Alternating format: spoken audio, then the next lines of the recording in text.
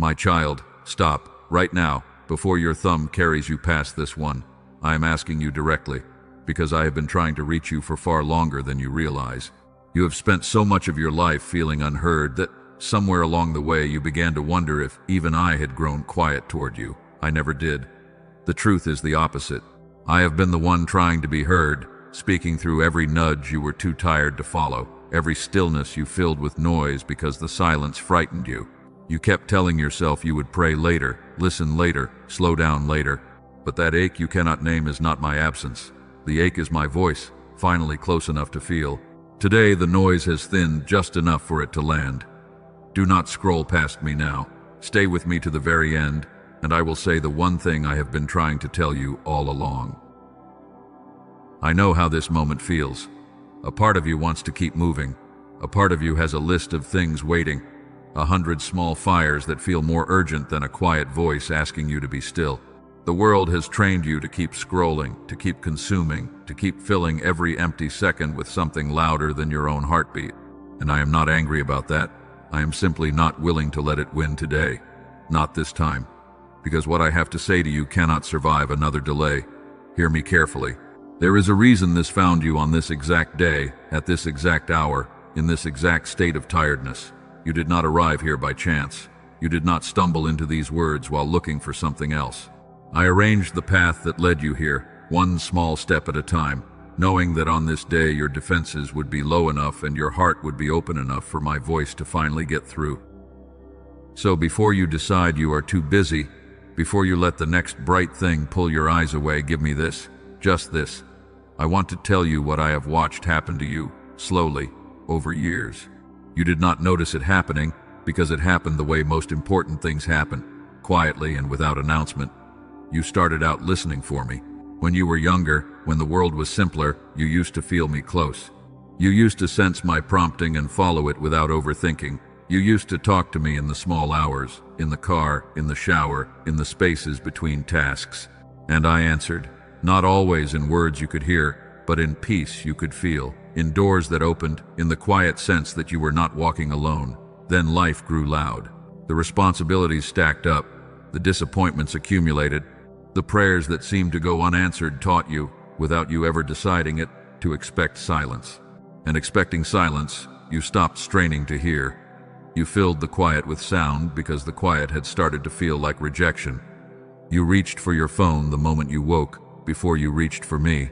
You let the voices of strangers fill the hours that used to belong to us. And the distance between us grew, not because I moved, but because the noise rose like water until it covered the sound of my voice. I am not telling you this to shame you. Hear me on that. I am not the voice in your head that keeps a record of your failures. I am not the one who reminds you of every prayer you stopped praying, every promise you broke to yourself, every morning you meant to be different and were not. That accusing voice has never been mine. I am telling you this because I want you to understand why I had to stop you so forcefully today. The gentle ways were not getting through anymore. The whispers were being missed. So today I am being direct, because you matter too much for me to keep being polite while you walk further and further from the one thing that could heal you. Let me warn you about something, my child, and let this warning come from love and not from fear. There is a cost to scrolling past me one more time, not a punishment. I do not punish you for being tired. But there is a cost, the way there is a cost to walking past a well when you are dying of thirst, the way there is a cost to ignoring a knock when the one knocking has come to bring you home. Every time you push past the prompting to be still, you teach yourself a little more thoroughly that my voice can be ignored. And a heart that has fully trained itself to ignore me becomes a very lonely place, even when it is surrounded by people, even when it is full of noise. I have watched the enemy use a strategy on you that is so simple you would laugh if you saw it written down. He does not need to make you reject me. He only needs to keep you busy. He does not need to fill your mind with hatred. He only needs to fill your hours with distraction. He knows that if he can keep the noise loud enough, for long enough, you will never sit in the silence where I am waiting. Snow. The years fill up, and the deepest part of you, the part that knows it was made for more than this endless scrolling, grows quietly desperate underneath all the activity, sending up signals you keep mistaking for stress, for restlessness, for a problem that the next purchase or the next achievement will solve. but it was never a problem to be solved with more. It was a hunger to be filled with me. So here is my warning, and then I will stop warning and start healing. Do not let today become one more day you almost heard me. Do not let this become one more moment of being briefly moved and then returning to the noise unchanged. You have done that before. You have felt something stir in your chest while listening to a voice like this, and then you closed it and the feeling faded by the time you reached the kitchen. I do not want that for you today. I want you to stay until I have said everything, because the one thing I have been trying to say to you is not something you can receive in a glance. It is something I have to walk you toward, slowly, the way you walk a frightened child toward a truth too big to hand them all at once. I know the resistance you are feeling, that small persistent pull to do something else, to check something, to break away. I am not offended by it. It is not a sign of a bad heart. It is a sign of a heart that has been trained for years to flee stillness, and training that deep does not release its grip in an instant. So I am not asking you to feel no pull toward the noise. I am only asking you to not obey it for these few minutes. Let the pull be there and stay anyway. That single act, staying when everything in your conditioning says to scroll, is itself the beginning of your healing. Every time you choose presence over distraction, you weaken the old pattern a little more. And right now, by staying, you are already doing it. You are already winning a battle you have lost 1,000 times before. Notice that. You are stronger than the pull. You are proving it in this very moment. Will you give me that? Will you stay? I am not asking for your whole life in this moment. I am only asking for the length of this message. A few minutes of your full attention, the kind you have not given me in a long time. Put down the other things. Let the notifications wait. They have had enough of you. Let me have this small piece of your day, and I promise you by the time I am finished, you will understand why I refuse to let you scroll past my voice today. Breathe for a moment. Just breathe. Feel your shoulders, how they have been climbing toward your ears for hours without you noticing. Let them drop. Feel your jaw, how tightly you have been holding it. Let it soften. You do not have to perform anything here. You do not have to be strong here. You do not have to have the right words or the right posture or the right feelings. You only have to be here, present, listening. That is all I have ever wanted from you, not perfection, presence. I see you settling in now. I feel the small shift in you, the part that decided to stay. Thank you for that. It is a bigger decision than you know, because for the next little while you and I are going to do something you have not done in too long. We are going to be quiet together. We are going to let the world go on being loud somewhere else while I tell you, slowly and completely, the message I have carried to you across all these distracted years. And it begins not with instruction, not with correction, but with something far more tender. It begins with me telling you exactly what I have seen. Before I tell you what I have seen, I need you to understand something about the way I speak, because it is the reason you have missed me for so long. You have been listening for thunder. You have been waiting for the dramatic sign, the undeniable voice, the moment so unmistakable that doubt would become impossible. And because that is what you were listening for, you walked straight past 10,000 quieter ways I was reaching you. I rarely come in the thunder, my child. I come in the gentle thing. I come in the prompting you almost dismissed. I come in the stranger who said the exact words you needed on the worst day. I come in the song that played at the moment your heart was breaking. I come in the sudden urge to call someone, to stop the car, to turn around, to stay home, to reach out. You felt all of those, and too often you explained them away as coincidence, as instinct, as luck, as a random firing of a tired mind. None of it was random. I want to take back every moment you handed to chance. The time you thought of a person and they called within the hour. The time you felt you should not get in that car and you waited and were spared something you never even learned about. The time a door slammed shut on a thing you wanted so badly you wept, and years later you saw what that closed door protected you from. You called these things accidents. I am telling you now, plainly, they were me. I have been speaking your entire life. The problem was never my silence. The problem was the volume of everything you placed between us. I have watched you reach for noise the way a frightened person reaches for a wall in the dark. The moment a quiet space opens, you fill it. A line at the store, and out comes the phone. A red light, and out comes the phone. A moment alone in bed before sleep, and out comes the phone.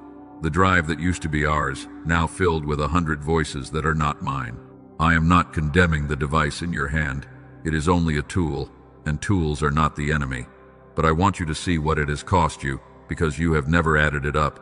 Every one of those filled silences was a room where I was waiting, and you stepped out before you saw me there. I watched the quiet grow uncomfortable for you. There was a time when you could sit alone with your own thoughts and feel at peace. Now stillness makes you anxious. Now the absence of input feels like a problem to fix. And there is a reason for that, my child, a reason that goes deeper than habit. When you stopped sitting in the quiet, you stopped hearing me. And without my voice steadying you, the quiet filled up with every fear you had been outrunning. So now the silence is loud with worry, heavy with the things you do not want to think about, and you flee it. You flee the very place where I am, because you have forgotten that I am there to meet you in it. This is the trap, and I want you to see it clearly so it loses its power. The fuller your life gets, the emptier you feel. The more you consume, the hungrier you grow. The louder the noise, the lonelier you become. And the world keeps offering you the same solution that created the problem. More. More content, more activity, more achievement, more stimulation, more of everything except the one thing your soul is actually starving for. You have been trying to fill a space shaped exactly like me with everything except me, and wondering why nothing fits. I am not asking you to throw your life away. I am not asking you to abandon your responsibilities or retreat from the world. I am asking you for something much smaller and much harder. I am asking you to leave a door open, to leave one quiet space each day unfilled, so that I have somewhere to meet you. To stop treating my voice as the thing you will get to once everything else is handled, because everything else will never be handled, and you know this. The list does not end. The noise does not stop on its own. You have to decide deliberately to make room. And the fact that you have stayed this long, the fact that you are still here, listening, tells me that some part of you has already decided. That part of you is the truest part. That is the part I am speaking to right now. Let me tell you what the noise has been promising you, because every trap works by promising something. The noise promises that you will not have to feel.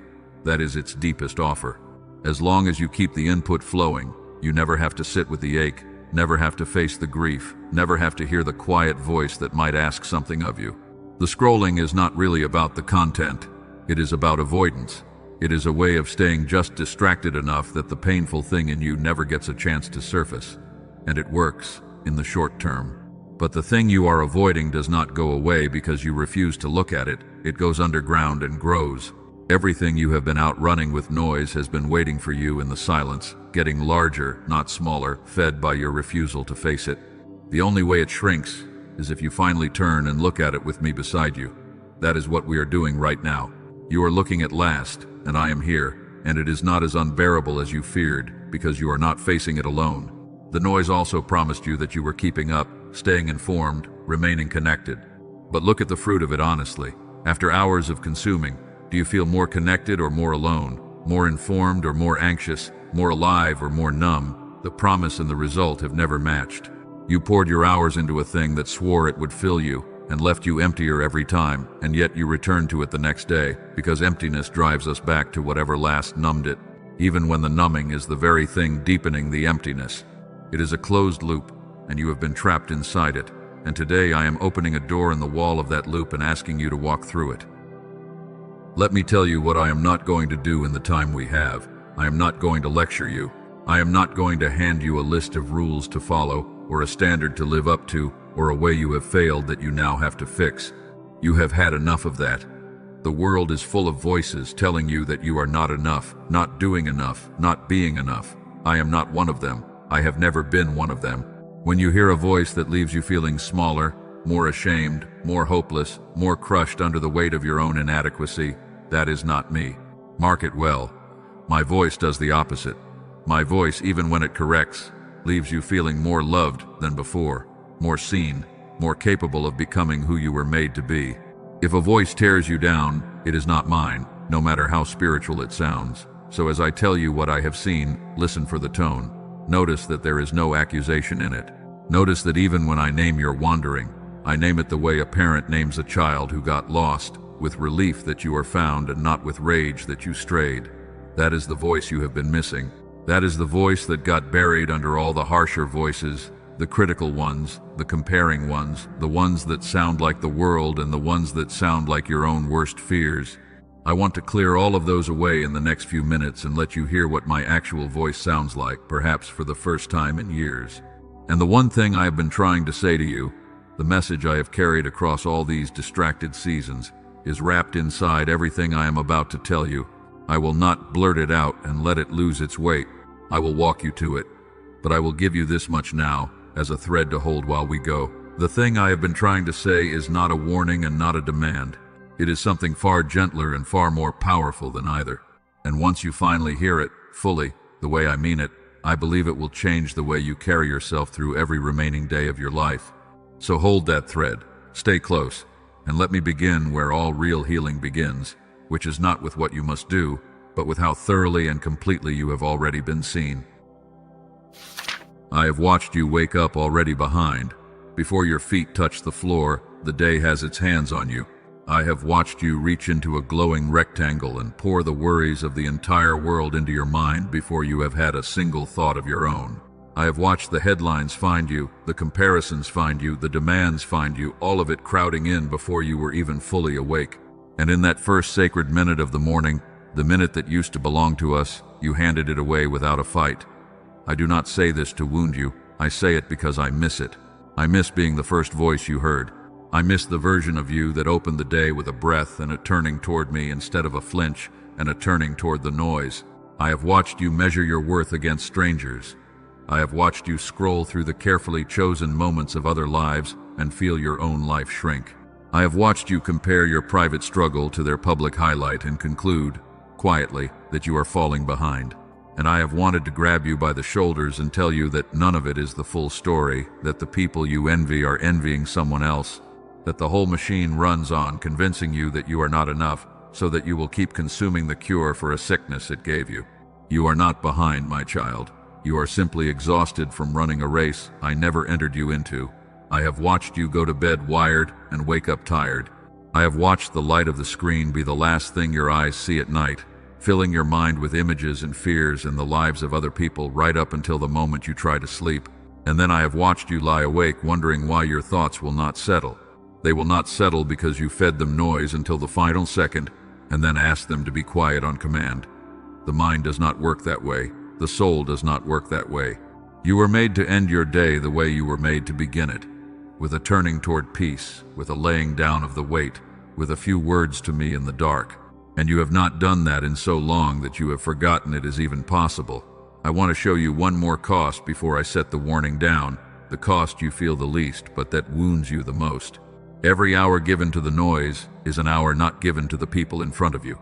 I have watched you be physically present and mentally elsewhere, in the same room as the ones you love, while your attention lived inside a glowing screen. I have watched a child try to get your eyes and lose to a device. I have watched a moment that would never come again pass by unwitnessed because your attention was somewhere else entirely. I do not say this to crush you. I say it because attention is the realest form of love you have to give, and the noise has been quietly stealing it from the people who needed it most. The years are made of these moments, and the moments are slipping past while your eyes are down. I want to lift your eyes back up, not just to me, to them, to the life that is actually happening around you while you scroll through the curated lives of strangers. And there is a cost to your own soul that compounds quietly over time. A person becomes what they give their attention to. Feed your mind a constant diet of outrage, and you become anxious and angry. Feed it endless comparison, and you become dissatisfied with a life that was actually full of gifts. Feed it noise, and you lose the capacity for the depth that only grows in silence. You are being shaped every hour by what you consume, and much of what you have been consuming has been shaping you into someone smaller, more fearful, more scattered than the person I made you to be. I want to reverse that shaping. I want to feed you something that makes you larger instead of smaller, deeper instead of more scattered, more at peace instead of more afraid. That something is my presence, and it is available the moment you make room for it. So this is the warning, and I will say it once more and then I will set it down. The danger is not dramatic. The danger is not that you will suddenly fall into some great sin and be lost. The danger is far quieter and far more common. The danger is that you will simply keep going like this, that the noise will stay loud, that the days will keep filling, that the prompting to be still will keep being postponed, and that one day, years from now, you will realize that you spent an entire stretch of your one precious life almost hearing me, almost stopping, almost turning, and never quite doing it. That is the loss I am trying to spare you from. Not damnation, just the slow forgetting of a voice that loved you the whole time. Let me show you the shape of the trap more clearly, because a trap you can see is a trap you can escape. The noise does not announce itself as your enemy. That is its genius. It comes dressed as connection, as information, as harmless entertainment, as a small reward for a hard day. Each individual moment of it seems innocent, and it is. One video, one scroll, one more thing to watch before bed. None of it is a sin. But added together, hour after hour, day after day, year after year, it becomes the thickest wall ever built between a soul and the voice that loves it. The wall was not built with stones. It was built with minutes. 10,000 small surrenders of your attention to everything except me. And here is what the noise has trained you to believe, so quietly that you never notice the lesson being taught. It has trained you to fear boredom. It has trained you to treat any unfilled moment as a problem. It has trained your hand to reach for the screen the instant a silence opens, the way a reflex fires before thought. You no longer choose the noise. The noise chooses itself, through a habit so deep it bypasses your will entirely. And a habit that bypasses your will is the most dangerous kind, because you cannot fight what you do not notice. So the first thing I am doing today is making you notice. Feel the pull right now, the small urge to check something, to glance away, to fill this moment with input. That pull is the very thing I am talking about, and the fact that you can feel it means you can resist it.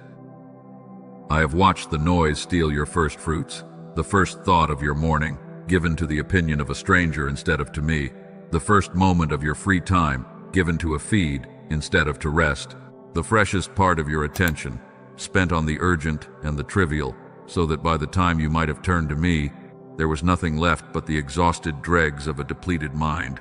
You have been giving me your leftovers for years, the tired scraps of attention at the end of a day already spent, and then wondering why our connection felt thin. It felt thin because it was being fed on scraps. I am not asking for all of you. I am only asking to stop being last. To be moved, even a little, toward the front of your day, where the first fruits are. But I refuse to let that be your story. I refuse, and that is why I built this exact moment for you. So I am going to do now what I should have been allowed to do long ago. I am going to tell you everything I have seen. I am going to prove to you, beyond the reach of doubt, that I have been with you in the places you thought you were most alone. And when I have finished showing you that you were never unseen, I am going to give you the one thing I have been trying to say, the message that will not fit inside the noise, the message that needed exactly this much silence to finally be heard. Stay with me. We are only at the beginning. Let me show you what love looks like when it has been watching the whole time. Let me start with the thing no one else saw. I saw you when you were the strong one. I saw you become the person everyone leaned on, the steady one, the one who held it together when everything around you was falling apart. I saw how it happened, too. It did not happen all at once. It happened because one day someone needed you to be strong, and you were, and it worked. And so the next time you were strong again, and the time after that, until being strong stopped being a choice and became a cage. I saw the moment, years ago, when you decided quietly that your job was to carry and not to be carried, and I have watched you keep that promise faithfully ever since, at a cost no one but me has ever counted. I saw you when you smiled and meant none of it. I saw you laugh in a room full of people and feel, in the exact same breath, more alone than you had ever felt by yourself. I saw the particular loneliness of being surrounded and unseen, of being loved for what you do and never quite known for who you are. I saw you scan a room of familiar faces and realize that not one of them knew the thing you were carrying that day. And I saw you decide, again, not to tell them. You did not want to be a burden. You did not want to dim the moment. So you swallowed it, the way you always do, and you smiled wider to cover it, and I was the only one who saw the weight behind your eyes. I saw you in the bathroom with the water running. I saw you turn on the faucet so that no one would hear, and I saw you let yourself break for exactly as long as you could afford to, and not a second longer. I saw you splash your face and breathe and rebuild the expression you wear for the world, and I saw you walk back out as though nothing had happened, and no one knew, no one ever knew, but I knew. I was in that room with you. I was closer than the sound of the water, and every tear that fell while the faucet ran to hide it was caught and counted and kept by me. Not one of them was wasted. Not one of them was unseen. I saw you when you held it together for the children, for the parents, for the people who depend on you, and then sat alone in the car after and let your hands shake on the wheel. I saw you give a steadiness to others that you could not give to yourself. I saw you speak peace over the fear of someone else while your own fear screamed inside you unaddressed. There is a particular exhaustion that comes from being the source of strength for everyone and the recipient of it from no one, and I have watched it settle into your body like a weather you cannot escape. You have been tired in a way that sleep does not touch, I know. I have watched you wake up already drained, as if the night gave you nothing back. I saw you pray and hear nothing. This is the one that hurt you the most, and so it is the one I want to speak to most carefully.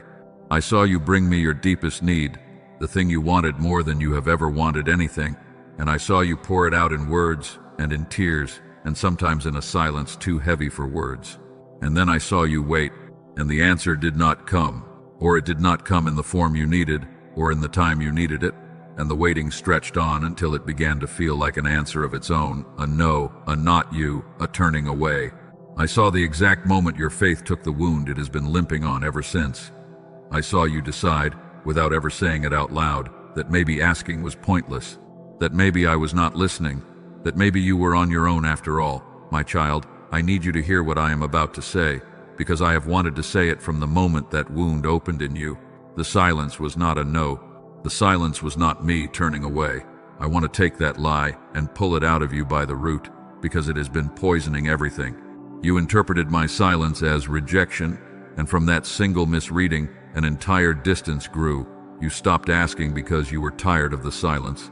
You stopped listening because you assumed there was nothing to hear.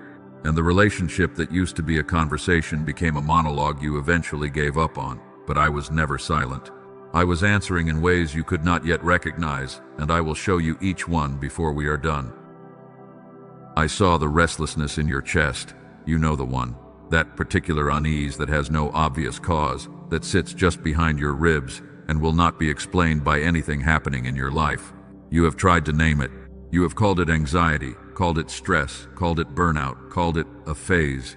You have looked for the external problem that must be causing it, and when you could not find one, you decided something must be wrong with you. But I am telling you what that restlessness actually is, because you have been misreading it for years. That restlessness is your spirit sensing that it was made for more than the way you have been living. It is the part of you that has not forgotten me, signaling up through all the noise, trying to get your attention the only way it can. The restlessness is not your enemy. The restlessness is a homing signal, and you have been treating the homing signal like a symptom to be medicated away. I saw you lie awake at the worst hour of the night. I saw the thoughts come for you in the dark, the way they always do, louder at 3 a.m. than they would ever dare to be in daylight. I saw you replay conversations, rehearse disasters, count your regrets, and total up your fears, all while the world slept and you alone bore the full weight of being awake. I saw you reach for your phone in those hours, not because you wanted to, but because the alternative was being alone with a mind that had turned against you. And I want you to know that I was awake with you in every one of those hours. The dark was never empty. The night was never yours to face alone. I was there, in the very quiet you were fleeing, waiting for you to turn toward me instead of toward the screen. I saw you when you gave and were not thanked. I saw you pour your time, your money, your energy, your love into people who took it without noticing what it cost you. I saw you show up for those who would not have shown up for you. I saw you forgive things that were never apologized for. I saw you keep loving people who had long since stopped earning it, because that is simply who you are, because you do not know how to love halfway, because your heart was built generous and your generosity has so often been mistaken for weakness. I saw the times you came home empty after filling everyone else, and I saw you wonder, in the quietest part of you, whether anyone would ever fill you the way you fill them. I saw that question, my child. I have an answer for it, and we will get there. I saw you shrink yourself to keep the peace. I saw you make yourself smaller so that others would feel bigger. I saw you swallow the thing you wanted to say because saying it would have cost you a comfort you could not afford to lose. I saw you accept less than you deserved, again and again, because some old voice inside you decided long ago that you were lucky to get anything at all. I saw where that voice came from. I saw the moment in your past that planted it. And I want you to know that the voice telling you to stay small was never mine. I have never once asked you to shrink. I made you to take up the exact amount of space I designed for you, and the world has been pressing you smaller than that for so long that you have forgotten your real size. I saw you doubt the very nudges I sent you. I saw me prompt you towards something good, a word to speak, a step to take, a person to reach, and I saw you feel it, clearly, and then I saw your mind move in and talk you out of it. You called the nudge an overreaction, you called it your imagination. You decided you were probably just being dramatic, probably reading too much into things, probably making it up. And so the prompting passed unfollowed, and a small good thing that could have happened did not happen. I am not telling you this to add regret to your pile. I am telling you because I want you to start trusting those nudges again. They were not your imagination. They were me. And I am going to keep sending them, and this time I want you to follow. I saw you carry guilt that was never yours to carry. I saw you take responsibility for things you did not cause, for the choices of other people, for outcomes that were never in your hands. I saw you lie awake apologizing in your head to people who wronged you. I saw you twist yourself into knots trying to figure out how the cruelty of someone else was somehow your fault. This is what a tender heart does when it has not been protected. It turns every wound inward and asks what it did to deserve it, and I have watched you do this for so long that you cannot even feel how heavy it is anymore. You think the weight is normal. You think everyone carries this much. They do not. You have been carrying loads that were assigned to you by people who had no right to assign them, and I am going to start lifting them off you one by one, starting right now. I saw you hold yourself to a standard you would never impose on anyone you loved.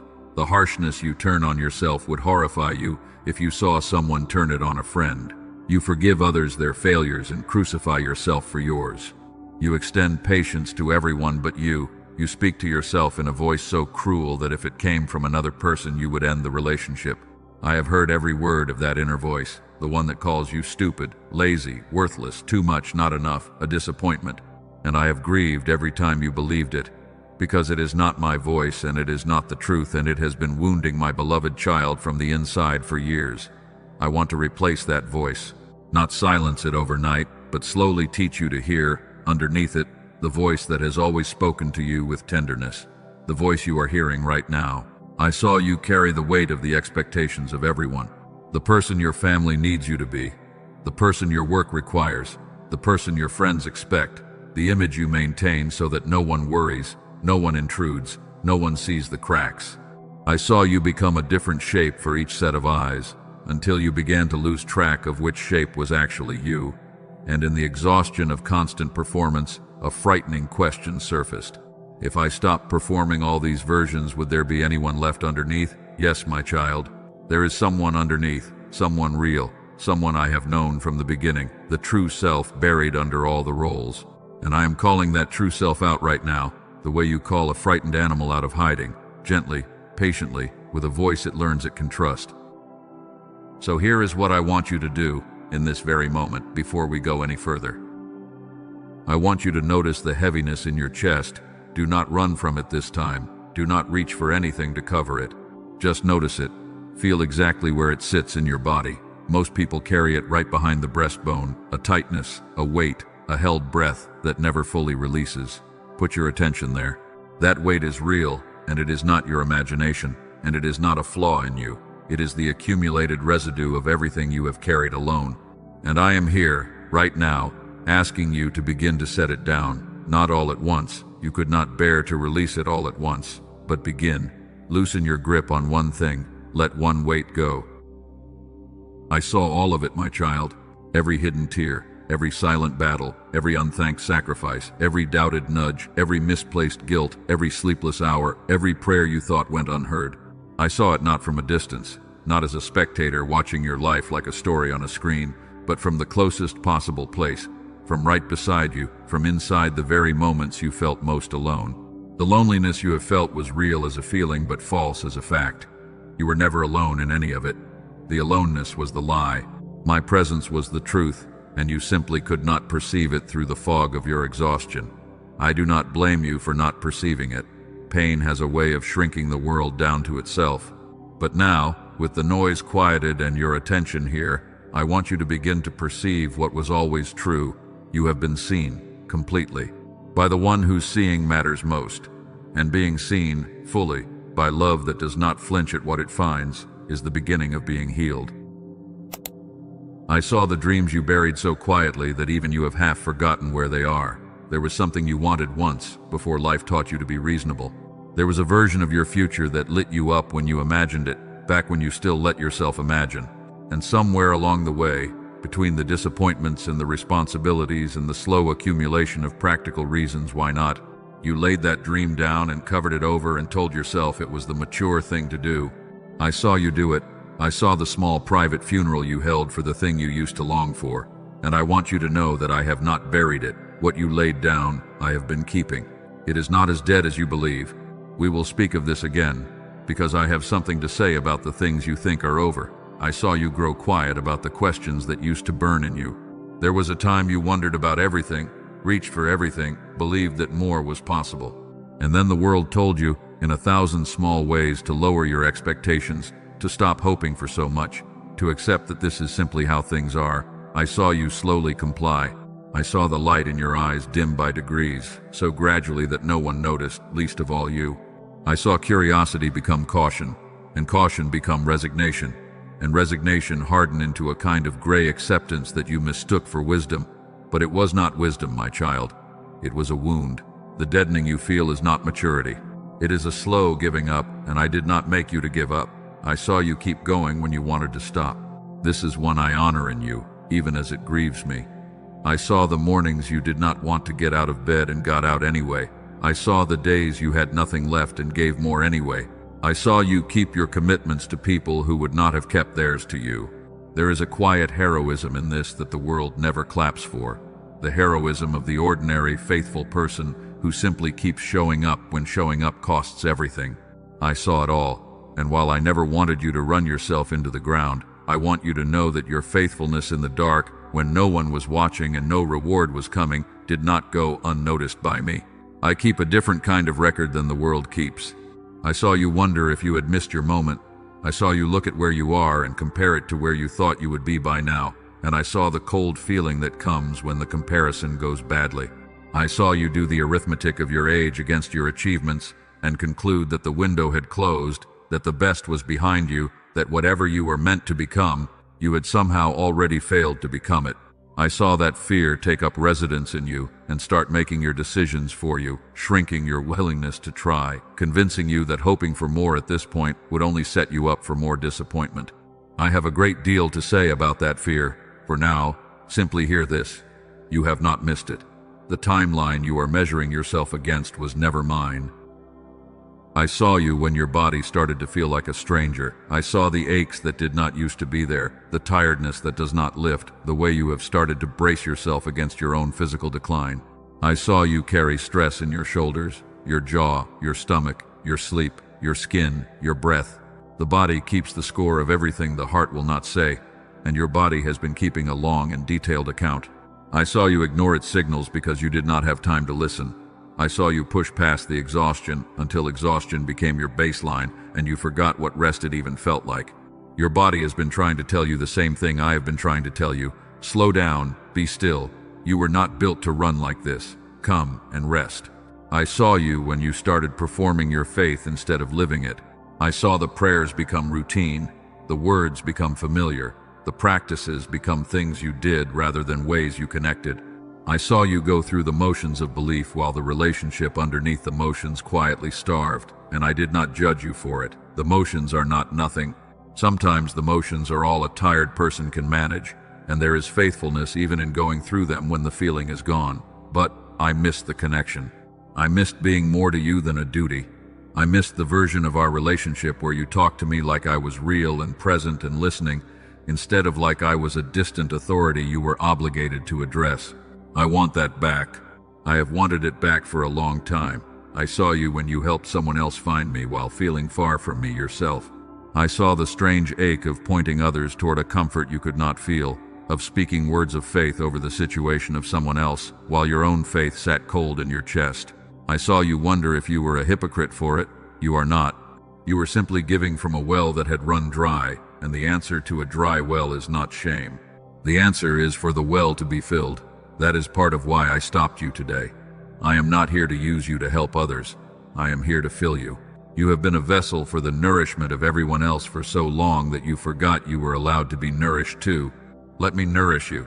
Let me be the one who pours into you for once. I saw you apologize for taking up space. I saw you say sorry when someone bumped into you.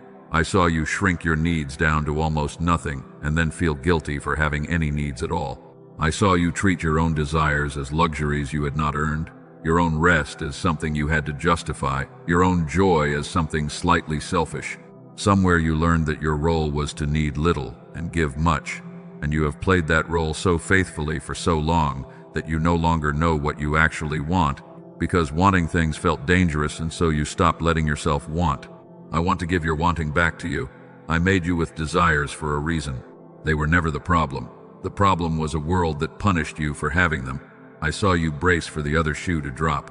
I saw that even in your good moments, even when things were going well, a part of you stood guard, waiting for it to fall apart, unable to fully enjoy the good, because experience had taught you that good things end. I saw you hold your happiness at a distance, afraid to fully embrace it in case it was taken from you. This is what happens to a heart that has been disappointed too many times. It learns to protect itself by never fully arriving in its own joy. And it is one of the saddest things I watch in you, this inability to rest in a good moment, this constant low hum of waiting for the loss. I want to teach you how to receive good things again without bracing, but that healing comes later. For now, I simply want you to know that I saw the bracing, and I understood where it came from, and I do not think less of you for it. I saw you compare your insides to the outsides of everyone else. I saw you look at the calm surfaces of the lives of other people and assume their interiors matched, then look at your own churning interior and conclude you were uniquely broken. But you were comparing your backstage to their stage, your raw footage to their final edit. Everyone is fighting a battle you cannot see. Everyone is bracing for their own dropping shoe, swallowing their own hidden tears, performing their own version of being fine. You are not uniquely broken. You are commonly human, in a world that has agreed to hide its brokenness, leaving each person convinced they are the only one struggling this much. You are not the only one. You never were. I saw you keep faith with a version of yourself you no longer believed in. Even when hope ran low, I saw you keep doing the next right thing, keep showing up, keep choosing decency when cynicism would have been easier. I saw you remain kind in a world that gave you every reason to harden. And I want you to know that this faithfulness, performed without applause and often without hope, is one of the most beautiful things about you. The world rewards the loud and the ruthless. But I see the quiet, faithful ones, the ones who keep their integrity when no one is watching and no reward is coming, and I treasure them above the celebrated. You are one of them. You have been faithful in the small, unwitnessed ways, and that faithfulness has not escaped my notice even when everyone else missed it entirely. Most people spend their whole lives afraid that if they were fully seen, they would be fully rejected. They hide the worst of themselves, the tiredness, the doubt, the resentment, the buried dreams, the quiet giving up, certain that exposure would mean abandonment. And here I am, having seen all of it, every hidden thing, every place you thought was too unworthy to show me, and I have not turned away, I have come closer. That is the difference between my love and every other love you have known. Other loves are conditional on what you show them. My love saw what you hid and stayed. My love saw the worst and came nearer. There is no version of you that I have not already seen, and there is no version of you that I do not already love. I saw you afraid to hope, because hope had hurt you before. There is a particular kind of person who has been disappointed so many times that they begin to protect themselves by expecting nothing, who lowers the drawbridge of their heart and decides it is safer never to want too much than to want and be denied again. I saw you become that person, slowly, defensively, after the hopes that did not come true, and I understand it completely. But I also grieve it, because a heart that refuses to hope has had to kill something alive in itself to manage the pain, and you were not made to live with that part of you dead. Hope is not naive. Hope is brave. And the bravest thing you could do, the thing I am going to gently invite you back into, is to risk hoping again, this time anchored not in circumstances that can fail you, but in a love that cannot. I saw you bargain with yourself about your own happiness. You told yourself you would be happy once a certain thing happened, once you reached a certain place, once a certain problem was solved. And then the thing happened, the place was reached, the problem was solved, and the happiness did not arrive, because there was always a next thing, a next place, a next problem. I watched you chase a horizon that moves as you move toward it, always promising that fulfillment was just over the next rise, and I wanted to tell you what you are only now ready to hear. The thing you have been chasing on the horizon was never out there. It was the connection with me that you left behind at the starting line. You have been running forward looking for what you could only find by turning around. I saw you measure your worth by your productivity and call it humility. You drove yourself relentlessly and named it discipline. You denied yourself rest and called it responsibility. You treated your own needs as obstacles to your usefulness. And underneath all of it was a quiet terror that if you ever stopped producing, you would discover you were worth nothing at all. So you never stopped. You kept moving so that you would never have to find out. But I am going to tell you what you would have found out if you had stopped, because you deserve to know it. Underneath your productivity, when all the doing is stripped away, there is a self that is infinitely precious to me for no reason at all except that it exists and I made it. Your worth was never in your output. It was in your being, and your being was beloved before you produced a single thing. I saw you keep promises to everyone but yourself. The commitments you made to others, you honored at great cost. The commitments you made to yourself, the rest you would finally take, the boundary you would finally hold, the dream you would finally pursue, those you broke again and again without a second thought, as though you were the one person whose needs did not count. I saw the slow message this sent to your own soul, the message that you mattered least, that your needs came last, that the well-being of everyone else was sacred and yours was negotiable. That message is a lie, and you have been teaching it to yourself for years. I want to help you unlearn it. You matter. Your needs count. The commitments you make to yourself are as sacred as the ones you make to anyone else, because the self you keep breaking your promises to is a self I love. So before I tell you the rest, before I take you into the deeper places, and then up into the truth that changes everything, let this settle into you. You have been seen, not partially, not on a good day, completely, on your worst day, in your hidden moments, in the bathroom with the water running, and in the car with your shaking hands, and at 3 a.m. with your turned against you mind. Seen and not condemned, seen and not abandoned, seen and loved more for having been seen, not less. Let that be the ground you stand on as we go down into the deepest thing, because what comes next will require you to be standing somewhere solid, and there is no ground more solid than this. You are completely known, and you are completely loved, and those two things have never once been in conflict in my heart toward you. Now I am going to go to the deepest place with you, the place you do not show anyone, the place you barely let yourself look at, and I want you to stay with me even though a part of you will want to flinch away, because the only way out of this place is through it, and I am going to walk through it beside you. I saw the night you came closest to giving up, not the dramatic version the world imagines, but the quiet one, the real one. The night you lay in the dark and felt the weight of your whole life pressing down and could not find a single reason to believe tomorrow would be different. The night the future looked like nothing but more of the same exhaustion stretching out forever, and some tired, defeated part of you wondered what the point of continuing even was. I saw that night, my child. I saw how close to the edge of hope you stood, and I want you to know that I did not look away in horror or disappointment. I came closer.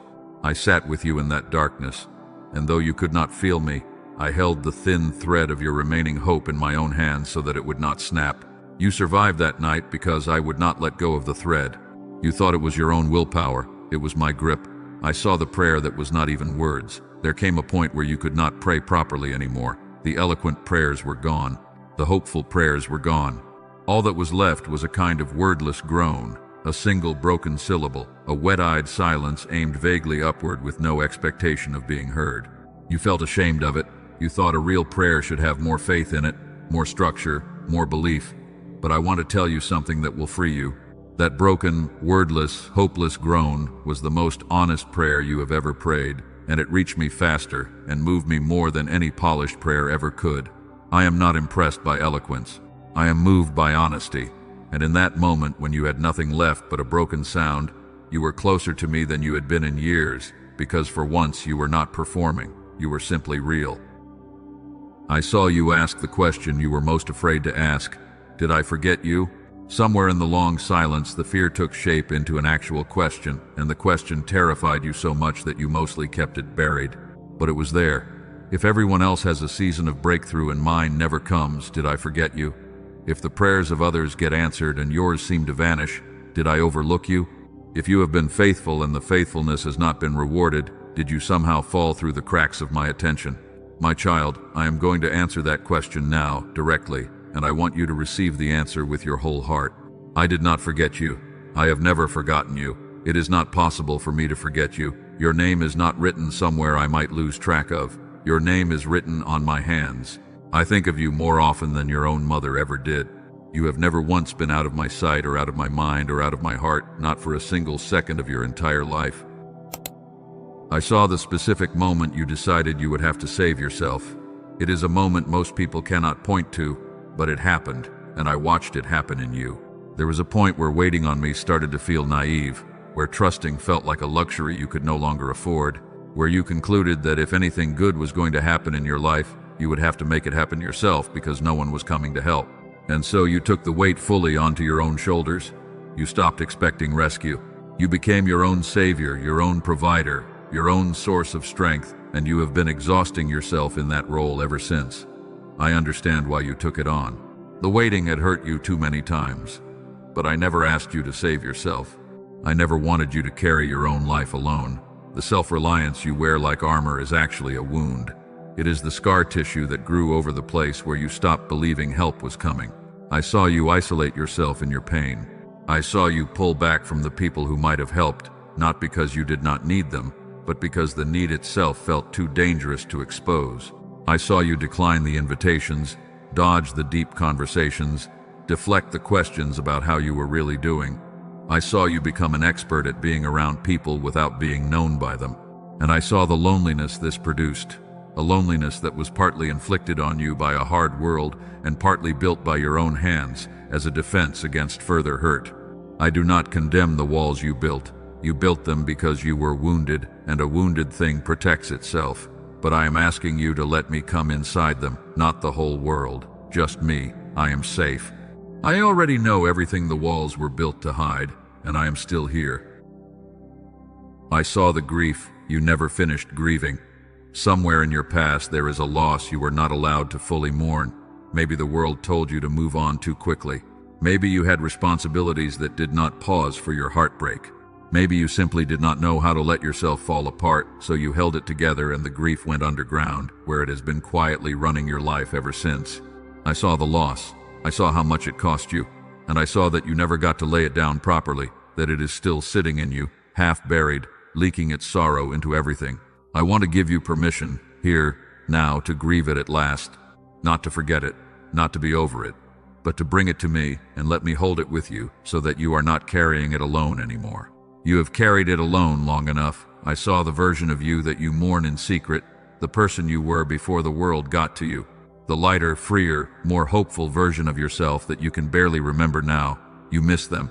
You miss who you used to be before the disappointments accumulated and the brightness dimmed. And sometimes, in a quiet moment, you grieve that person as though they died. But here is what I need you to understand. That person did not die. That person is still inside you, buried under layers of exhaustion and disappointment and self-protection, but alive, waiting. The brightness was not destroyed, it was covered, and what is covered can be uncovered. The version of you that you grieve is not in your past. They are in your future, on the other side of the healing I am offering you right now. I saw the numbness that frightened you more than the pain.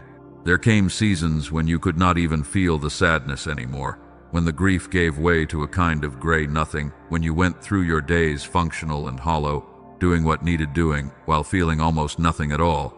And that numbness scared you, because at least pain meant you were still alive to your own life. The numbness felt like something in you had quietly died. I want you to know what the numbness actually was.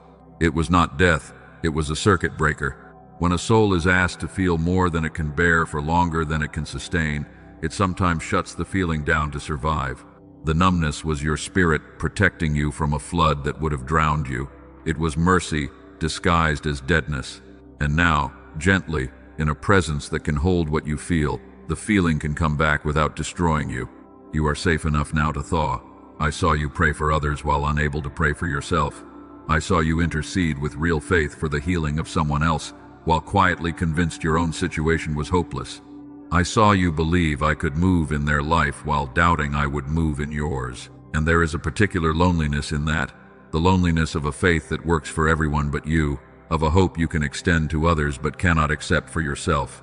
It made you wonder if I played favorites, if some people were simply blessed and you were simply not. I do not play favorites.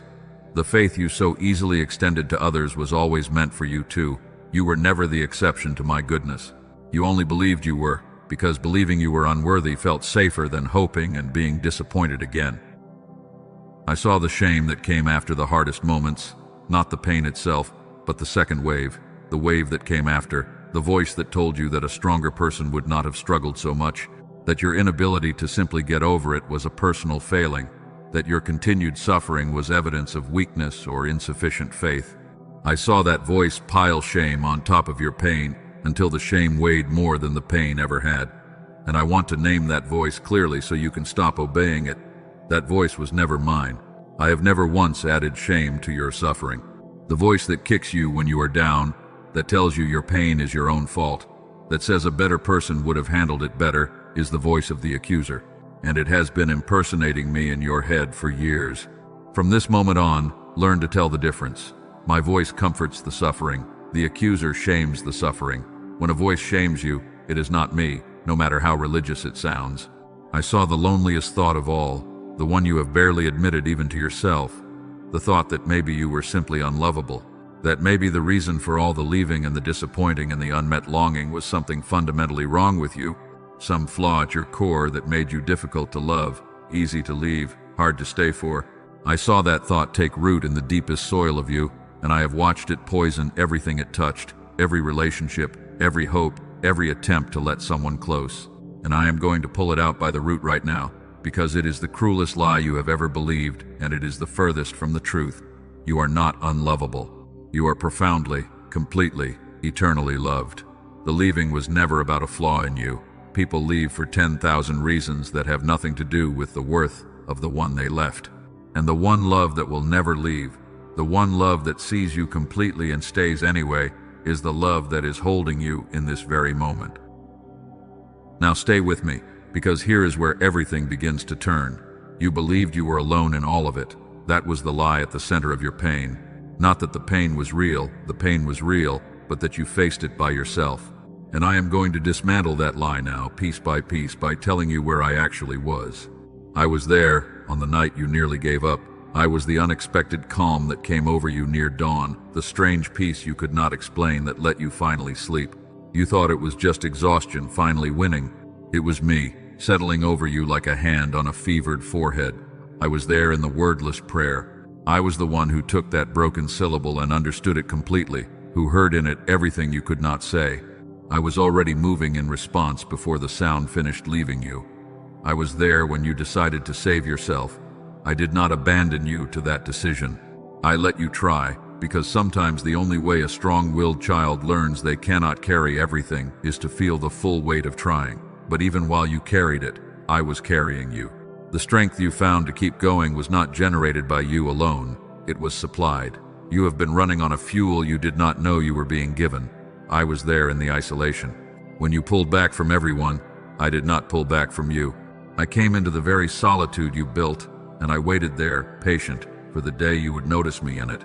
That day is today. I was there in the grief. Every tear you cried over the loss you never finished mourning, I cried with you. I am not a distant deity untouched by your sorrow. I entered your sorrow. I have wept beside you in places you thought were empty. The grief was never witnessed only by you. It was witnessed by the one who loves you most, and witnessed grief is the beginning of healed grief. I was there for the brightness you lost. I have been keeping it safe. The light that the world dimmed in you was never extinguished, because I am the one who lit it, and what I light, the world cannot put out. It can cover it, it can bury it under ash, but it cannot extinguish it. And I have been guarding the ember this entire time, waiting for the moment you would turn back toward me so that I could fan it into flame again. Do you feel the weight beginning to shift? Place your hand on your chest if you can. Feel your own heartbeat under your palm. That heart has been broken and is kept beating. That is not random endurance. That is me, sustaining you, beat by beat, through everything you thought would end you. You are still here, After all of it, you are still here, still breathing, still listening, still capable of being moved. Do you understand what that means? It means you were carried. No one survives what you have survived by their own strength alone. You were held, you were sustained. You were loved through every dark stretch by a presence you could not see but that never once left. This is the truth I have been trying to reach you with for so long, and we are almost to the heart of it. You were never alone. The aloneness was the deepest lie, and now you can feel it cracking. The presence was always the deepest truth, and now you can feel it returning. Everything you suffered accompanied. Every valley you crossed with someone beside you, and the one beside you was not a stranger and not a judge and not a disappointed authority figure keeping a list of your failures. The one beside you was love itself, wearing patience, refusing to leave, waiting with infinite tenderness for the day the noise would quiet enough for you to finally turn and see who had been there the whole time. Let me keep proving it to you, because I know how stubborn the lie of aloneness is, and one telling is not enough to undo years of believing it. I was there in the room when the diagnosis came, or the call came, or the door closed, and the floor seemed to drop out from under you. In the moment your world rearranged itself into before and after, I did not flinch, and I did not leave. I was already in the after, preparing it, walking ahead of you into the very future you were terrified to enter, so that you would never arrive anywhere I had not already been. I was there in the ordinary Tuesday afternoons that no one remembers, the long gray stretches of just getting through, the unremarkable hours of a difficult season, when nothing dramatic happened and you simply endured. People think I show up for the mountaintops and the valleys and skip the flat gray plains in between. I do not. I was with you in the boredom and the routine and the quiet despair of days that all looked the same. My presence is not reserved for the moments worthy of a story. I was in the unremarkable middle of your life, which is where most of your life actually happened. I was there in the kindness of the stranger you have forgotten, the person who let you go ahead of them when you were about to break, the one who said something gentle when you most needed gentleness. The unexpected gesture that arrived precisely when your faith in goodness was failing. You filed those away as nice coincidences. They were not coincidences, they were me, reaching you through the hands of people who said yes to a nudge the way I am asking you to start saying yes. The world has more of my fingerprints on it than you ever noticed. I was there in the thing that almost went wrong and somehow did not, the near miss, the averted disaster, the bad situation that resolved in a way you could not have engineered. You breathed a sigh of relief and called yourself lucky and moved on without ever wondering who arranged the relief. I arranged it. I have intervened in your life more times than you will know until you can see the whole tapestry from the other side. Some of my greatest acts of love toward you were things I prevented, dangers you never even learned about because I steered you clear before they ever touched you. I was there in the love of the people who did love you well. Not everyone failed you. There were people who showed up, who stayed, who saw something true in you and treasured it. And while the world taught you to focus on the loves that wounded you, I want to point you back to the loves that held you. Those were gifts from me. Every person who ever loved you faithfully was carrying a piece of my love to you, whether they knew it or not. I have loved you through human hands your whole life, and you have received more of my love than you ever credited to me. I was there in the moments you have completely forgotten, the small, ordinary rescues you never even registered as rescues. The day you almost said the thing that would have ended a relationship and something held your tongue. The choice you were about to make that would have set your life on a worse road, and an inexplicable hesitation stopped you. The morning you did not want to go on, and a single small reason to keep going appeared from nowhere, just enough, just in time. You have been kept, my child, in 1,000 ways you never counted. Your life is laced through with interventions you mistook for luck or instinct or your own good sense. When you finally see the whole record, you will be undone by how many times I caught you when you did not even know you were falling. I was there in the love you gave that seemed to vanish without return. Every kindness you offered that was never acknowledged, every sacrifice no one thanked you for, every time you loved someone who could not love you back the same way, I saw it, and more than that, I received it. Because love given to another is also love given to me. Nothing poured out of your generous heart was ever truly lost. Even when the human recipient failed to honor it, I gathered it all. I keep an account the world knows nothing about, and in that account, every overlooked act of love you ever performed is recorded, treasured, and one day repaid in a currency far better than the thanks you never got. Now feel what is happening inside you as I say these things. There is a loosening, is there not? A warmth where there was tightness, a softening behind your eyes. That is not me manipulating your emotions. That is the truth, doing what truth does when it finally reaches a place that has been believing a lie. The body relaxes when it learns it is safe. The heart opens when it learns it is loved. You are not being worked up, you are being set down. The weight you have carried so long is finding, for the first time in ages, somewhere to rest. Breathe with me. Take a slow breath all the way down, deeper than you have breathed in hours. Let it out slowly. Feel how the simple act of breathing deeply tells your body that the emergency is over, that you can stop bracing, that you are held. I designed your breath to be a doorway. Every slow breath you take in my presence is a small act of trust, a way of saying with your body what your mind is still learning to believe. You are safe, you are held, you can rest. I was there in the silence you misread as my absence, and I want to tell you what I was actually doing in it because you assumed I was doing nothing. In the long quiet seasons when it seemed like nothing was happening, when your prayers seemed to vanish and your circumstances seemed frozen, and you concluded that I had stopped working on your behalf, I was working harder than you can imagine, in places too deep for you to see. The seed does its most important work underground, in the dark, in the silence, where nothing appears to be happening at all. And then one day it breaks the surface, and the world sees the sprout and thinks the growth just began, not knowing about all the hidden work in the dark that made the visible growth possible. Your silent seasons were underground seasons. I was at work in the dark the whole time. What looked like nothing was everything. The sprout is coming. The hidden work is almost done. I was there in your exhaustion, holding up the parts of your life you were too tired to hold. You do not know how many things did not fall apart only because I was quietly holding them together while you were running on empty. You gave yourself no credit, and you gave me even less, assuming that the fact that your life kept functioning was just luck or momentum. It was neither. There were seasons when you contributed almost nothing to your own survival, when you were simply too depleted, and in those seasons I carried a load you never knew was being carried. The footprints you have looked back on and seen as your own solitary trudge through the hardest valleys were not always two sets growing to one because I left. Sometimes there was one set because I was carrying you. I was there in the prayers you stopped praying. When you gave up asking, I did not give up answering. The requests you abandoned, assuming they would never be granted, I kept holding. Some of what you stopped praying for, I am still preparing to give you, in a better form and a better time than the one you originally asked for. Your giving up did not cancel my plans. Your loss of hope did not revoke my promises. I am not bound by the limits of your faith. When your faith failed, mine did not, and I have kept faith with you through every season you lost faith in me. That is the kind of faithfulness you are dealing with. It does not waver when yours wavers.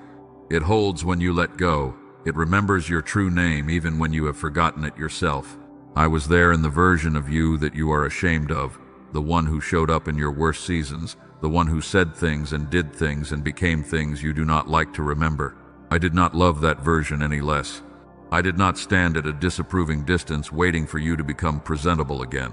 I came close to the worst version of you, the one you are most ashamed of, and I loved that one with the same complete love I have for you at your best. There is no season of your life so dark that I was not in it with you, no version of you so fallen that I withdrew my presence from it. I have been with all of you, every version, every season, the proud and the broken, the faithful and the faithless, and my love has been the one constant through all the changing weather of who you have been. I want to say something now that I need you to receive carefully, because it is the hinge on which everything turns. Everything you went through, I am about to reframe for you, not erase. I will not pretend your pain did not happen or did not hurt. It happened. It hurt. I am not going to insult your suffering by telling you it was nothing. But I am going to show you that it was not what you thought it was. You interpreted your suffering as evidence of my absence, as proof that you were forgotten, as a sentence handed down by an indifferent universe. And that interpretation has been the source of more of your pain than the events themselves. The wound was real. But the meaning you assigned to the wound, the meaning that said you were abandoned, that meaning was false, and it has been bleeding you for years. I am about to give you the true meaning. I am about to show you what your suffering actually was, what the silence actually was, what the delay actually was, what all of it was for. And when I do, I need you to be ready to lay down the old interpretation, the one that says you were forsaken because you cannot hold the truth and the lie at the same time. One of them has to go. So here, in this hinge moment, I am asking you to make a decision, not a big one, just a willingness. Are you willing to let me tell you what it all meant? Are you willing to consider that the story you have been telling yourself about your own life, the story of abandonment and bad luck and being overlooked, might be wrong? Are you willing to hear a different story, a truer one, even though it will require you to surrender the bitterness you have a right to feel? I know that bitterness feels like protection. I know that holding on to the story of having been wronged feels safer than hoping again. Hope has hurt you before, and a heart that has been hurt by hope guards itself against hoping. But I am asking you to risk it one more time, just for the rest of this message. Set down the guard. Let me tell you the true story of your pain. And then, on the far side of it, I will finally say to you the one thing I have been trying to say all along, the message that this entire journey has been preparing you to receive. We are almost there. Stay with me into the turn. Here is the true story of your pain. Listen with the deepest part of you, because I have waited a long time to tell you this. You called it silence. For years you called it silence, and the silence wounded you more than almost anything else, because silence from the one you love feels like the worst kind of rejection. But it was never silence, my child. I was speaking the entire time. The problem was the frequency. You were listening for a voice that announced itself, a voice that overrode everything else, a voice impossible to miss. And I almost never speak that way, because that is not how love speaks to someone it wants to draw close rather than overwhelm. There is an ancient story I want to remind you of, because it is your story too. There was a prophet, exhausted and afraid, who ran into the wilderness and collapsed and wanted to die.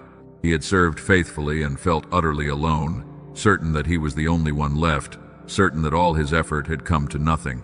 And I told him to stand on the mountain, because I was about to pass by. Then came a great and powerful wind, strong enough to tear the mountains apart. But I was not in the wind. After the wind, an earthquake. But I was not in the earthquake. After the earthquake, a fire. But I was not in the fire. And after the fire came a gentle whisper, a sound so soft it could be missed by anyone listening for thunder, and that was where I was, in the gentle whisper. Do you understand why I am telling you this? You have spent your life listening for me in the wind and the earthquake and the fire. You have been waiting for the dramatic intervention, the unmistakable sign, the voice loud enough to silence your doubt. And all the while I have been speaking in the gentle whisper, in the quiet prompting, in the soft nudge you kept dismissing as your imagination. You did not miss me because I was silent. You missed me because you were listening for the wrong volume. The whisper was always there. It is here right now. It is the very thing you are hearing in this moment, the soft, true voice underneath the noise. The silence, then, was never silence. It was intimacy. It was me speaking to you in the quietest register I have, the register I reserve for those I want to draw closest, because the gentle whisper requires you to come near to hear it. The thunder can be heard from a distance. The whisper can only be heard up close. By speaking to you softly, I was not ignoring you. I was inviting you nearer. Every season you experienced as silence was actually an invitation to lean in, to quiet down, to come close enough to hear the voice that loves you too much to shout. Now let me reframe the delay, because the delay wounded you almost as deeply as the silence. You begged me for things, and they did not come when you wanted them. You watched doors close. You watched seasons stretch on far past the point where you thought you could bear them. You watched others receive what you were still waiting for, and the waiting felt like a verdict, a judgment, a sign that you were somehow less deserving. And you concluded, in the place where you keep your darkest beliefs, that the delay meant denial, that waiting meant no, that a prayer not yet answered was a prayer rejected. But hear me declare the truth over that wound right now. The delay was never denial. The delay was protection. Every door I closed in your face, I closed because I could see what was on the other side of it and you could not. Everything you wanted that I withheld because I was protecting you from a version of your future that would have cost you more than you could afford. You wept over closed doors that were saving your life. You grieved the loss of things that would have destroyed you. You resented a waiting that was actually the most loving thing I have ever done for you, because I was using the time to prepare you for something your unprepared self could never have survived receiving. Think of how a wise parent does not give a child everything the child screams for. not out of cruelty, but out of a love that can see further down the road than the child can. The child experiences the withholding as deprivation. The parent knows it as protection. You have been the child, screaming for things, experiencing my no as abandonment, when all along my no was the truest expression of my care. I love you too much to give you everything you ask for. I love you enough to give you what you actually need in the time when receiving it will not break you. And some of what you have been waiting for is arriving sooner than you think, now that you are finally being prepared to hold it. There is another old story I want you to hear, because you have lived it without knowing it. There was a boy who slept in a holy place, and in the night he heard a voice calling his name. He did not recognize it. He thought it was the old man he served, so he ran to him and said, "Here I am, you called me." But the old man had not called. This happened again, and then a third time, the boy hearing his name in the dark and running to the wrong source, not yet understanding who was actually speaking. Until finally the old man understood, and he told the boy, "The next time you hear the voice, answer differently. Say, 'Speak, for your servant is listening.' That boy is you." All these years you have been hearing your name called in the night, feeling the pull, sensing that something was reaching for you, and you kept running to the wrong source. You ran to the noise. You ran to distraction. You ran to achievement and consumption and the approval of others, certain that the longing inside you would be satisfied by one of those things. But it was never any of those things calling you. It was me, calling your name in the dark, again and again, patient through all your running to the wrong doors. And tonight, finally, you have run to the right one.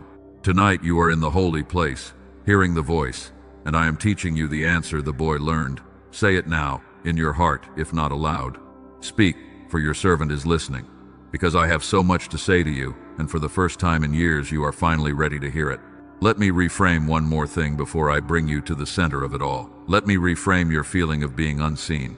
The deepest cut of your whole journey was the suspicion that you did not matter, that you could disappear and the world would barely notice, that you were moving through your life unwitnessed and unimportant. There was an ancient woman, cast out and desperate, pregnant and alone in a wilderness, certain she had been forgotten by everyone, including me. And in her lowest moment, when she was sure no eye in heaven or earth was on her, I met her there, and she gave me a name that no one had ever given me before. She called me the one who sees, the God who sees me, because in the place where she felt most invisible, she discovered she had been seen the entire time. That is your name for me too, though you did not know you had given it to me. In every place you felt invisible, I was the one who saw. In every moment you were certain no one noticed your struggle, I noticed. In every hidden act of faithfulness, every private tear, every unwitnessed sacrifice, there was a witness, and the witness was the one whose seeing gives a thing its weight. You have not been moving through your life unseen. You have been the most carefully watched, most tenderly observed, most completely known person in your own story, watched by eyes that never closed and never looked away, and never once found you unworthy of the looking. So gather it now, all the reframing, and feel how the whole shape of your past is changing as I speak. The silence was not abandonment, it was intimacy, the whisper that draws you close. The delay was not denial, it was protection, the closed door that saved your life. The feeling of being unseen was not the truth, it was the lie. The truth is that you were seen by the one who sees, in every hidden place the entire time. The pain was not punishment. I want to declare this over you, with everything I am. Your suffering was never a sentence I handed down for your failures. It was a fire I allowed for your forging.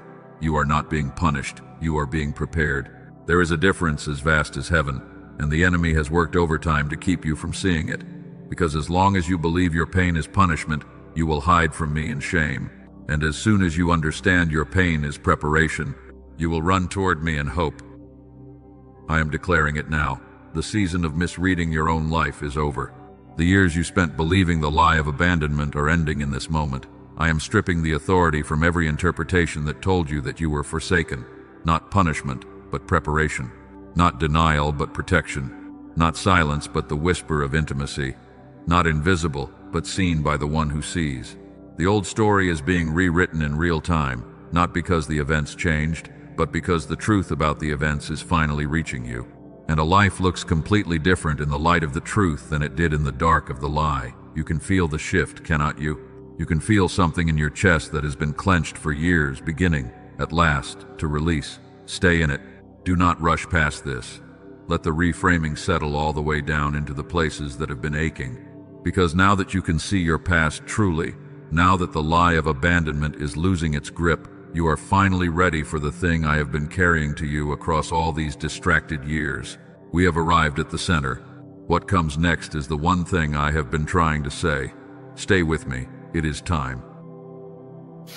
Before I say it, I want to deepen one truth, because the thing I am about to tell you will only land with full weight if you first understand what your suffering was building. Nothing was wasted. I want you to hear that with the part of you that has feared the opposite. You have looked back at certain seasons of your life and seen only waste, only lost time, only years that produced nothing, detours that led nowhere, suffering that accomplished nothing but more suffering. And the belief that it was all wasted is one of the heaviest things you carry. But I am declaring to you that nothing in your life has been wasted. Not one tear, not one delay, not one closed door, not one lonely night. I am the one who takes what looked like waste and reveals it as the very material I was using to build something.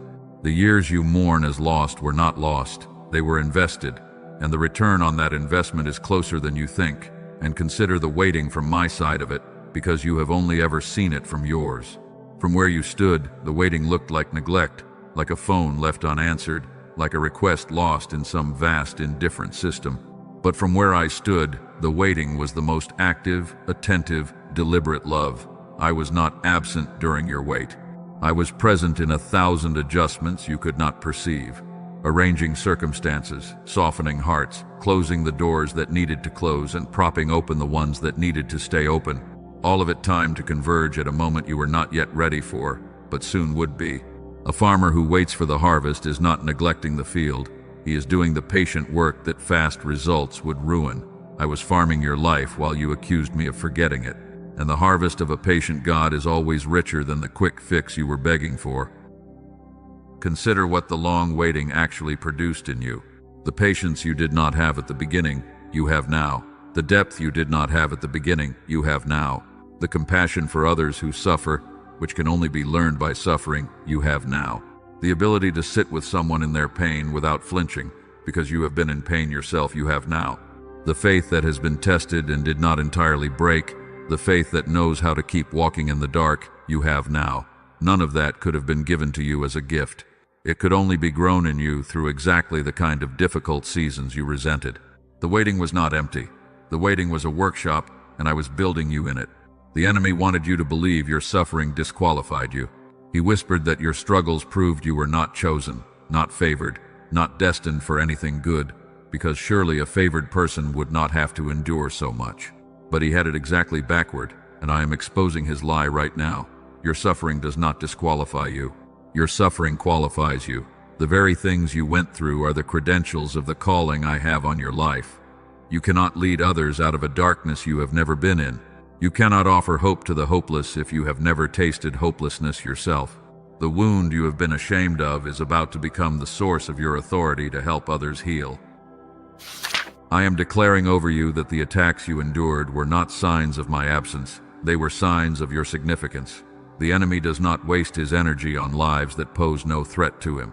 He came for you so hard precisely because of what I placed in you, because of who you are becoming, because of the people you are going to reach on the other side of your healing.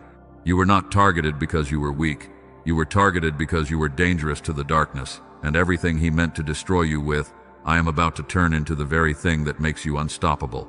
And let me reframe the thing you are most ashamed of, the failure you have replayed 1,000 times, the choice you would give anything to take back. You have carried that one like a stone sewn into your chest. You have let it define you, let it whisper that it disqualifies you, let it convince you that whatever good might have been possible for your life was forfeited the moment you did that thing or failed to do the other.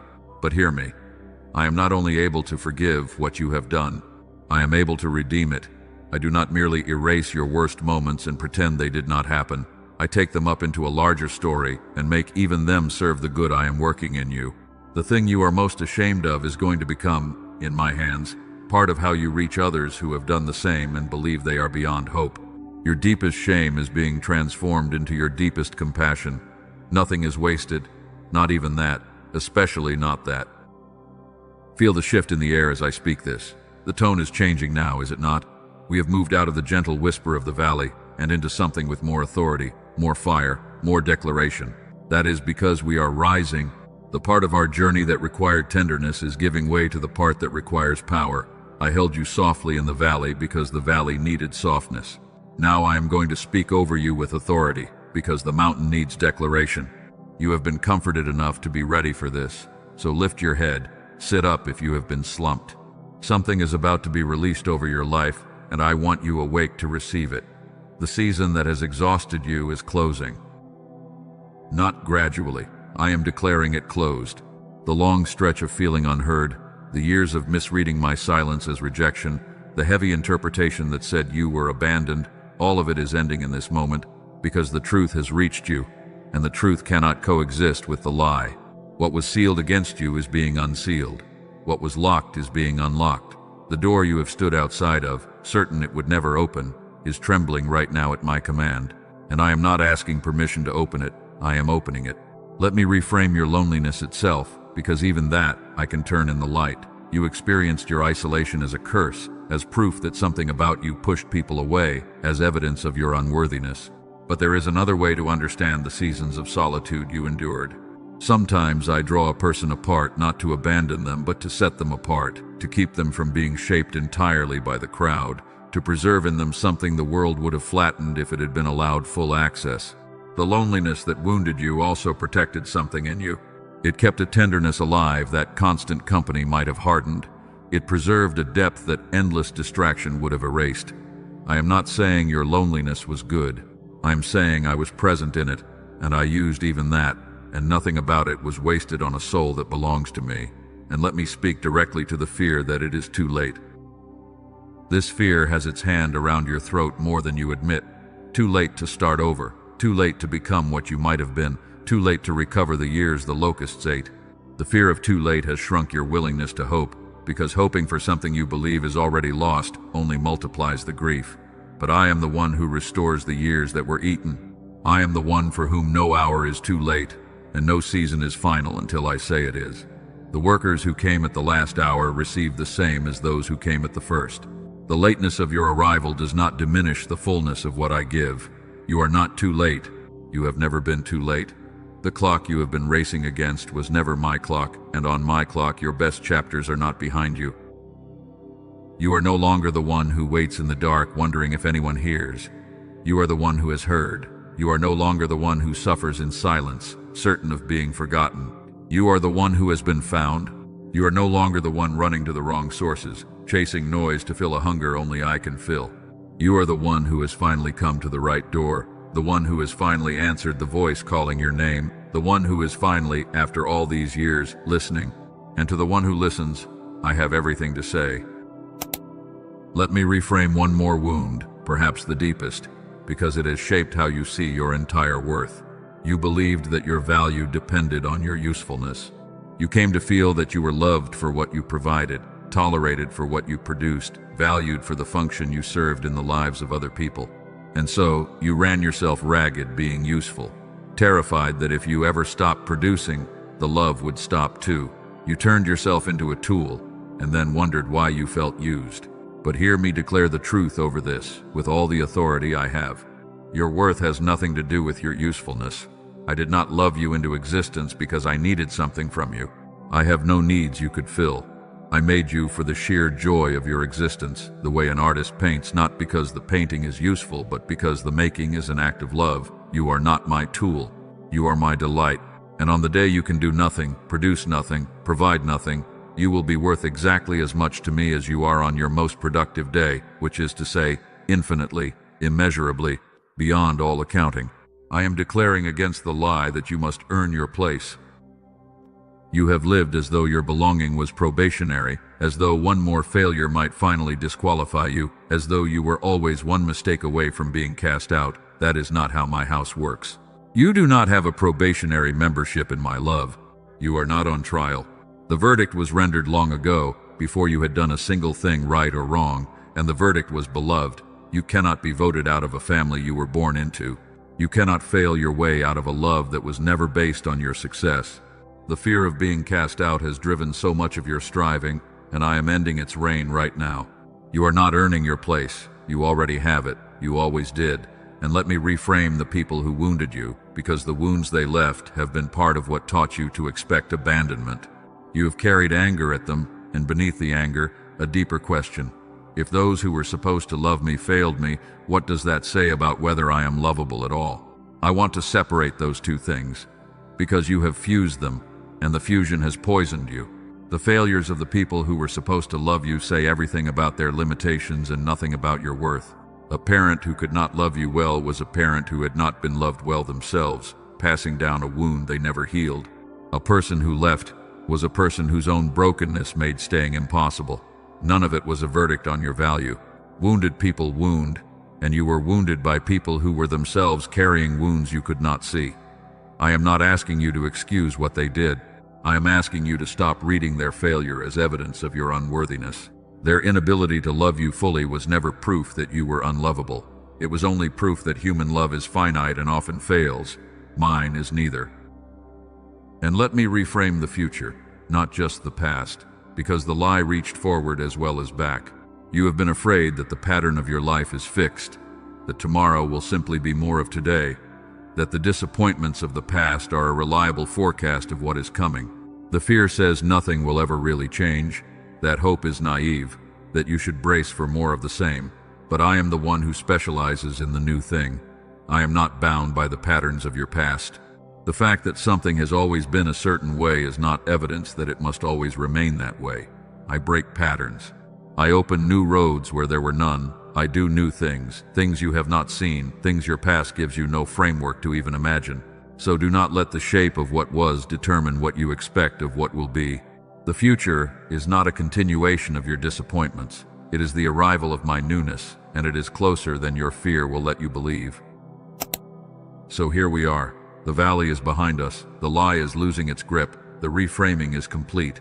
You understand now that the silence was intimacy, that the delay was protection, that you were seen the entire time, that nothing was wasted, that your suffering was preparation and your attacks were proof of your significance. Your whole past has been turned in the light, and it looks different now, truer now, more bearable now. You are standing, at last, on solid ground, known and loved and prepared.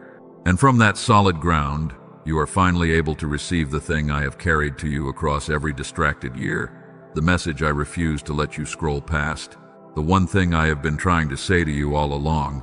It needed all of this. It needed the warning and the validation and the dissent and the reframing, because a heart still believing it was abandoned could not have held it. But your heart is ready now, so lean in, quiet everything, and let me finally say it. Here it is.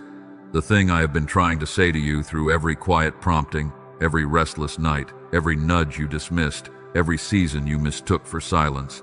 The message that found you today for a reason. Receive it now, with everything in you. I never left. That is the heart of it, and everything else flows from it. In all the years you felt alone, I never left. In all the seasons you experienced as silence, I never left. In the night you nearly gave up, in the wordless prayer, in the isolation you built, in the grief you never finished, I never left. Not for one moment, not for one breath. The whole story you told yourself about being abandoned was built on a foundation that was never true, because the truth underneath everything, the truth I have been straining to reach you with across all the noise of your distracted life, is simply this. I never left you, and I am not leaving you now, and I will never leave you, no matter what you do or fail to do, no matter how far you wander or how long you stay away. I am the one love in your life that does not depend on your performance. I am the one presence that cannot be lost. And there is more, because the one thing has many faces, and I want you to hear all of them. You are still mine. Whatever happened, whatever you did, whatever was done to you, whatever you became in the hard years, you are still mine. The wandering did not unmake the belonging. The distance did not dissolve the bond. You have spent so long feeling like you drifted too far to be claimed, like you became too compromised, too tired, too cynical, too damaged to still belong to me. But belonging to me was never something you earned, and therefore never something you could lose by failing. You are mine the way a child belongs to the one who raised it, not because the child behaves, but because of where the child came from. You came from me. You belong to me. You are still mine. and nothing in heaven or earth has the authority to change that. I am not finished with you. You looked at your life and concluded the best was behind you, that your window had closed, that whatever you were meant to become you had already failed to become, and I am declaring directly against that lie. I am not finished with you. The story is not over. The chapters you think were the final ones were not final. I do not abandon projects halfway. I do not start a good work and lose interest. What I begin, I complete. And I began something in you that I fully intend to finish, which means that the parts of your life that feel like an ending are not endings at all. They are intermissions. They are the pause before the next movement. I am not finished, and because I am not finished, neither are you. The thing you buried is not dead.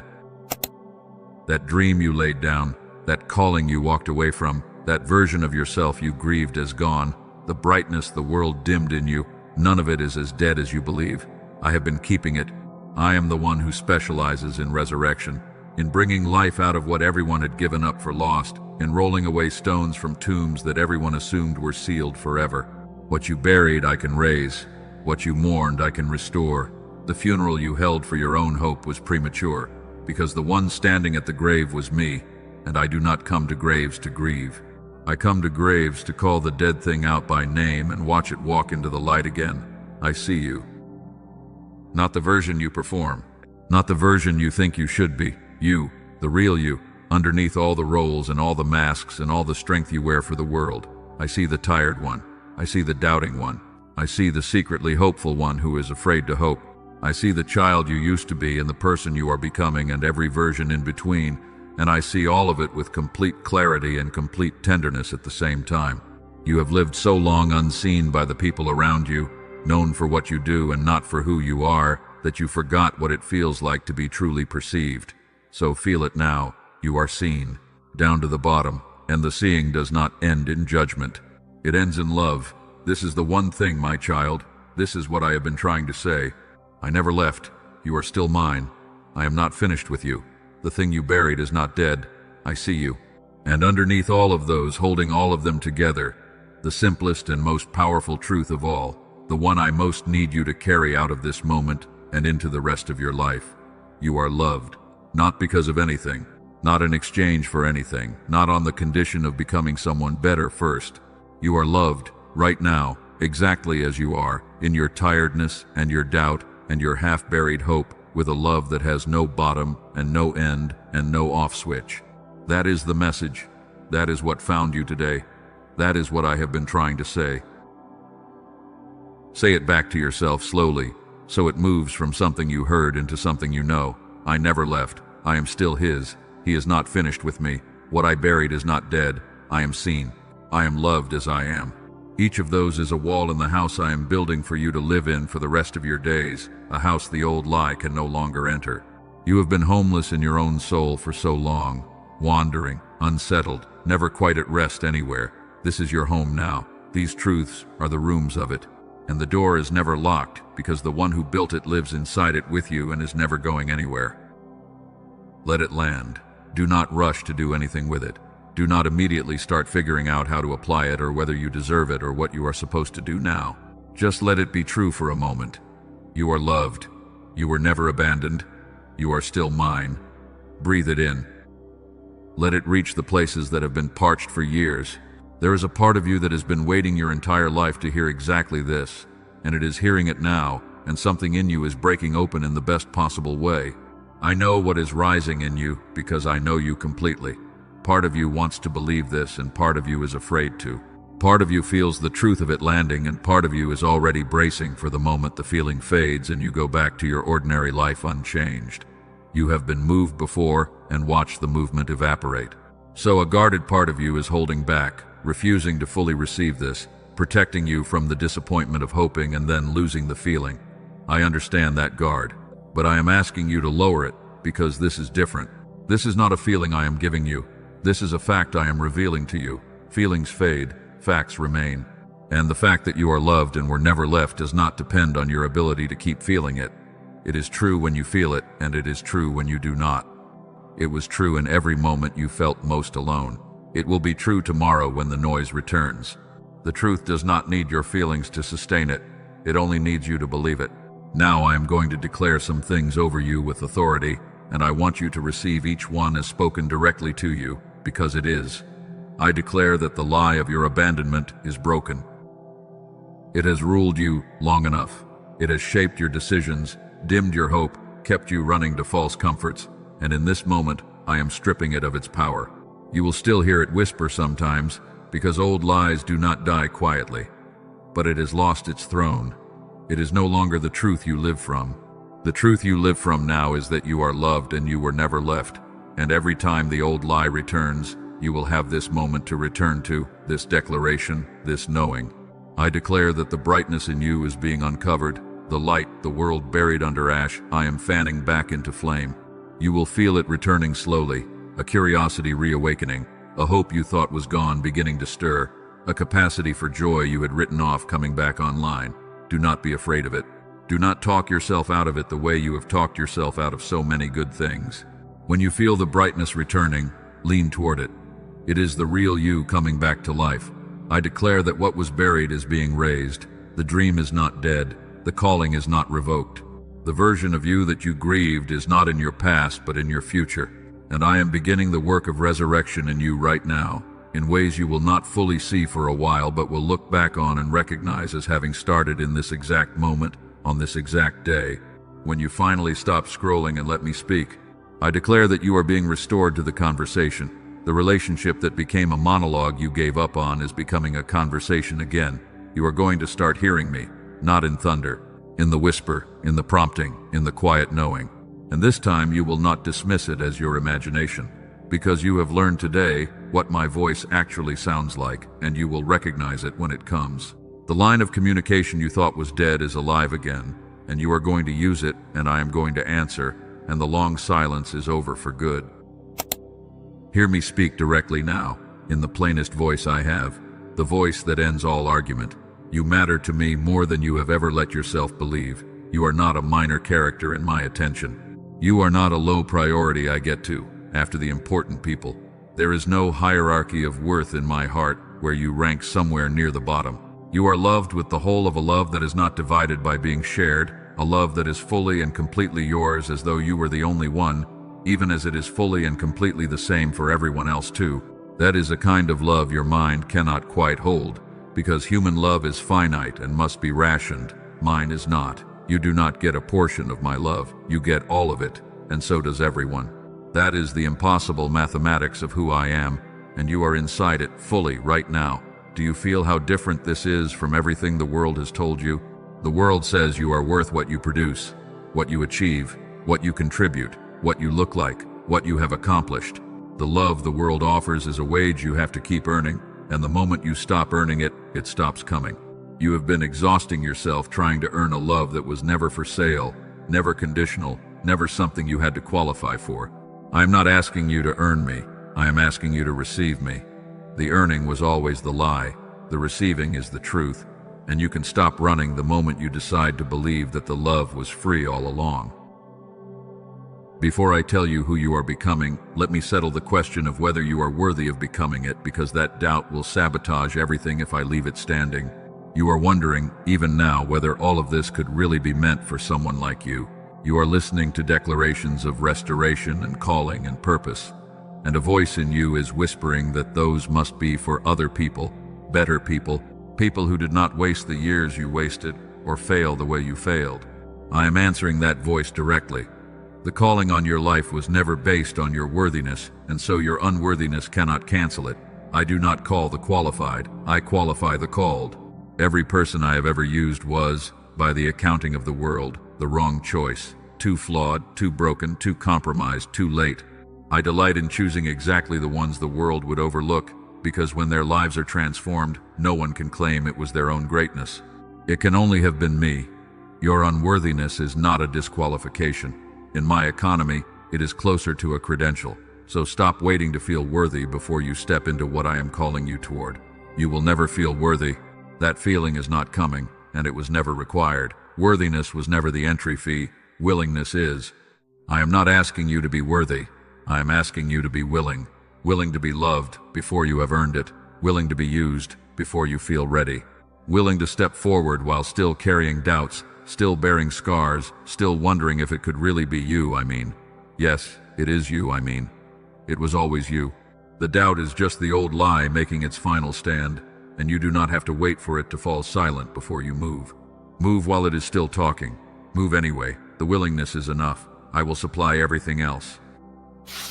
Now let me tell you who you are becoming, because the reframing of your past was only half of what I came to do. The other half is the declaration of your future. You are no longer the one who survives alone in silence, holding everything together while quietly breaking inside. That was the old identity, the one forged by a hard world and a misread silence. I am raising you up to be something else entirely. I am raising you to be the one through whom others find their way home. The very exhaustion you endured has given you a compassion that cannot be faked. The very battles you fought in secret have given you an authority that the comfortable will never possess. The very silence you suffered through has tuned your ears to hear my whisper, and now you will be able to point others toward a voice they have been missing too. Nothing you went through was wasted. It was all training. It was all preparation for a version of you that the world has not yet met. You are no longer the one who waits in the dark for a breakthrough that never seems to come. I am making you the one who carries breakthrough to others. The light is meant to move through you, not stop at you. You were never saved simply to exist, never healed simply to feel better, never found simply to be comfortable. You were found so that you could go and help find others. The people in your life who are still lost in the noise, still misreading my silence, still believing the lie of their abandonment, are going to encounter the change in you and want to know its source. And you will know exactly what to tell them because you will have lived it. Your testimony is being written in real time in this very moment as the lie breaks and the truth takes hold. You are no longer the one whose dimming no one noticed. I am making you a light bearer, one whose brightness is so restored that it cannot be hidden, one who walks back into rooms that watched you fade and lets them watch you blaze instead. The ones who knew the tired version of you are going to meet the renewed version, and they are going to wonder what happened, and the wondering itself will be a kind of evangelism, because a visibly transformed life asks a question that words alone never could. Your healing is not just for you. Your restoration is a message I am writing to everyone who knew you in your low season. And hear this, because it reaches beyond you. The pattern is breaking with you. If there were generations before you who lived under the same heaviness, the same sense of being unheard, the same slow forgetting of my voice, that pattern does not have to continue through you to the ones who come after. You can be the one in whom the cycle ends. The children watching you, the ones who will inherit either your healing or your wound, are going to inherit the healing now, because you stopped today, because you listened today, because you let the lie break in you today. What ends in you does not get passed down. You are not just receiving freedom, you are becoming the doorway through which freedom enters an entire line. Let me say more of who you are becoming, because I am not finished declaring it, and the declaration itself is part of how it comes to pass. When I speak a thing over a life, the speaking begins the becoming. So receive these words as seeds being planted, not just descriptions but creations. You are becoming someone who hears. The deafness to my voice that defined your last season is being lifted. Where you once walked past my whisper 100 times a day, you will begin to catch it. A knowing will rise in you at the right moments. A peace will settle on the right decisions, and a check will rise against the wrong ones.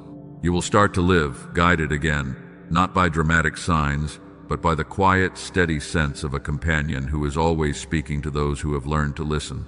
The years of feeling directionless are ending. You are becoming someone who is led. You are becoming someone who rests.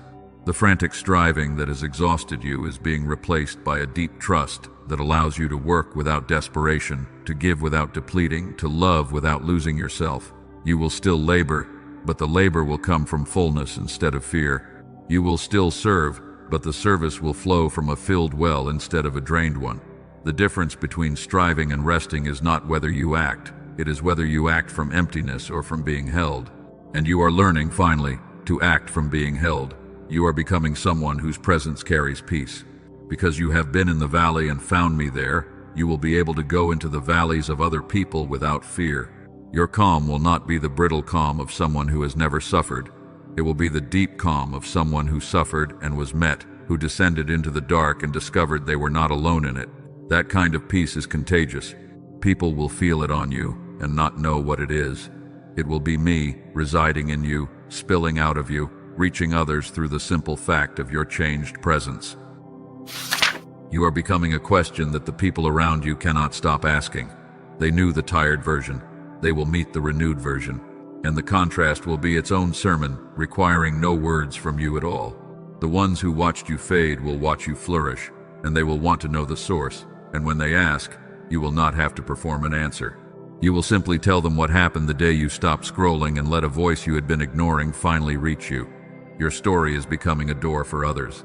Your healing is becoming an invitation to someone else. This is how I work.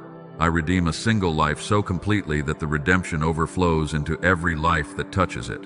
Sit up now. Lift your head. I am going to speak the climax of it in the fewest words, because the deepest truths do not need decoration. You are not forgotten. You are found. You are not abandoned. You are held. You are not finished. You are only beginning. Let those three land like nails driven into stone, fixed, permanent, unmovable. Found, held, beginning. When the noise comes back, and it will come back, when the old lies whisper again and they will whisper again, you return to these three. Found, held, beginning. They are truer than your feelings, truer than your circumstances, truer than the voice of the accuser, truer than anything the world will tell you tomorrow. I have declared them over you, and what I declare does not return empty. Hear one more declaration, because I am building something in you that needs every stone laid. I declare an end to the striving that has defined you. From this day, you do not have to earn what was always freely given. You do not have to prove your worth to a love that established it before you drew your first breath. The exhausting performance is over. You may lay down the need to be impressive, the need to be needed, the need to justify the space you take up in the world. You were justified by love long before you ever justified yourself by effort. Walk out of here lighter, not because the circumstances changed, but because the false weight you were carrying, the weight of having to earn your belonging, has been lifted off you by my own hand. I declare that fear no longer makes your decisions. For too long, fear has been the quiet ruler of your choices, shrinking your willingness to risk, talking you out of the very steps I was prompting you to take, dressing itself up as wisdom and caution and being realistic. But fear has been deposed today. It may still speak. It will not reign. When the old fear rises and tells you to stay small, to play it safe, to expect the worst, you will recognize its voice now, and you will know that it is not mine, and you will choose differently. The decisions of your life are being handed back to the truest part of you, the part that trusts, the part that hopes, the part that hears my whisper and follows. I declare that you will not waste the second half of your story grieving the first half. Whatever was lost, whatever was wasted, whatever was stolen, I am able to restore, redeem, and repurpose. So completely that you will look back and see that even the broken parts became material for something whole. Stop mourning at the grave of what was. The one standing beside you at that grave is the one who calls dead things back to life. Turn from the tomb. The future is calling, and for the first time in a long time, the future is not something to dread. It is something I have prepared, and it is good, and it is yours. Feel the fullness of this moment. You came into this carrying years of believing you were alone, unheard, forgotten, finished. And in the space of these minutes, the entire structure of that belief has been dismantled and replaced with the truth. You have been seen completely and loved completely. You have learned that the silence was intimacy and the delay was protection. You have heard the one thing I have been trying to say across all your distracted years, and you have received the declaration of who you are becoming. This is not a small thing that happened to you today. This is a turning point. Years from now, you may look back and mark this as the day the long drift reversed, the day you turned back toward the voice, the day the lie broke and the truth took hold. But a moment like this is not meant to end with only feeling. It is meant to move into surrender, into a laying down of the weight you have carried, into a few small acts that seal what has been spoken so that it does not evaporate when the noise returns. I am not going to let you walk away from this moment with only a warm feeling that fades. I am going to help you anchor it so that it holds. So stay with me through the final stretch.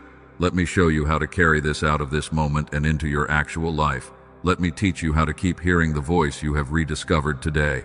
The declaration is complete. Now comes the gentlest and most important part of all. So let us bring this home, gently, into your actual life, into the ordinary days that will follow this extraordinary moment. The first thing I want you to do is lay it down, all of it.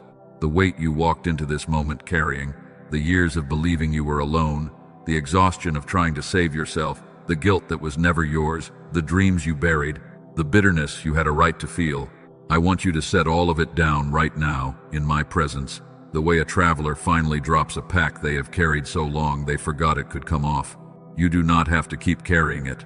You were never meant to. I am right here, and my hands are open, and I am asking you to hand it to me. Take a breath and feel for the heaviest thing you are carrying. The one that sits on top of all the others. Maybe it is a fear about the future, maybe it is a grief from the past, maybe it is a relationship that has been breaking your heart, maybe it is the simple crushing tiredness of holding your whole life together alone. Whatever it is, find it, name it in your heart, and then, with your next breath out, release it to me. Do not analyze it, do not figure out how to fix it first, just hand it over. Trust that I can carry what you cannot. That is what surrender is. It is not giving up, it is handing over. It is the deep exhale of someone who has finally remembered they are not alone. Now another breath. And with it, let go of the need to understand everything before you can be at peace. You have been trying to think your way to peace, to solve your way to rest, to figure out the whole road before you would take a single step. But peace does not come from understanding everything. Peace comes from trusting the one who does. You do not need to see the whole path. You only need to know who is walking it with you. And you know now, beyond the reach of the old doubt, that you are not walking it alone. So let the need to understand go. Let the demand for certainty go.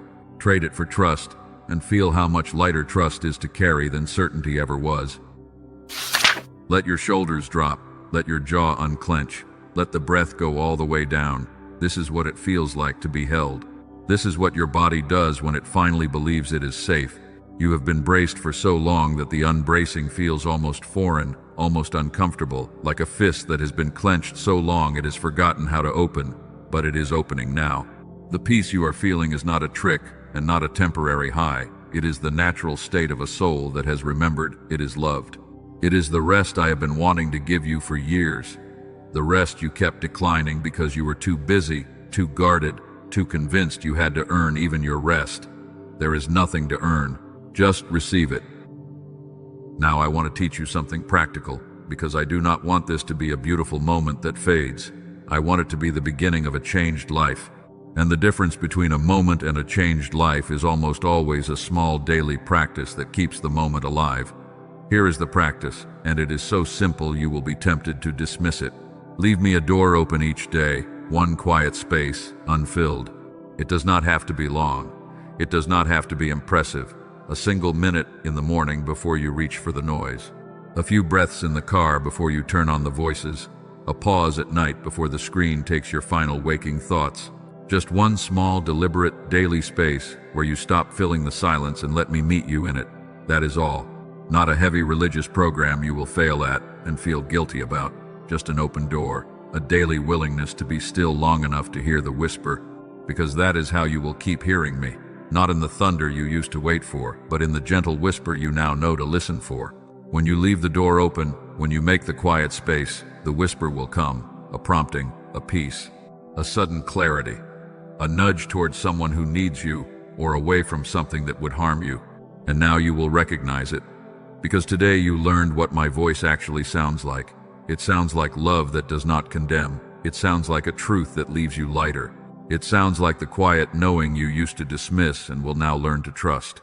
The conversation is open again. Keep it open. One small daily door is all it takes. Let me teach you, gently and concretely, how to recognize my voice when it comes, because I do not want to send you back into the noise without knowing how to find me in it. You have spent so long unable to tell my voice from your own thoughts, from the fears, from the accusing inner critic, that you stopped trusting any of it. So here is how you will know me. My voice brings peace, even when it brings correction. When I point out something in you that needs to change, the pointing comes wrapped in love, and it leaves you feeling more hopeful about becoming better, not more crushed about being bad. If a thought leaves you feeling hopeless, worthless, and condemned, that is not me, no matter how true it feels or how spiritual it sounds. The accuser condemns to paralyze. I convict to restore. You will learn to tell them apart by their fruit. One leaves you in despair, the other leaves you with a way forward and the strength to take it. My voice is patient and never frantic. The voice that pressures you, that fills you with urgency and panic, that says you must decide right now or all is lost. That voice is usually fear wearing a disguise. I am rarely in a hurry. I have all of time in my hands. When you feel rushed and pressured and anxious, slow down, because I am almost never in the rush. I am in the calm underneath it, the quiet knowing that can wait for you to be still enough to hear it.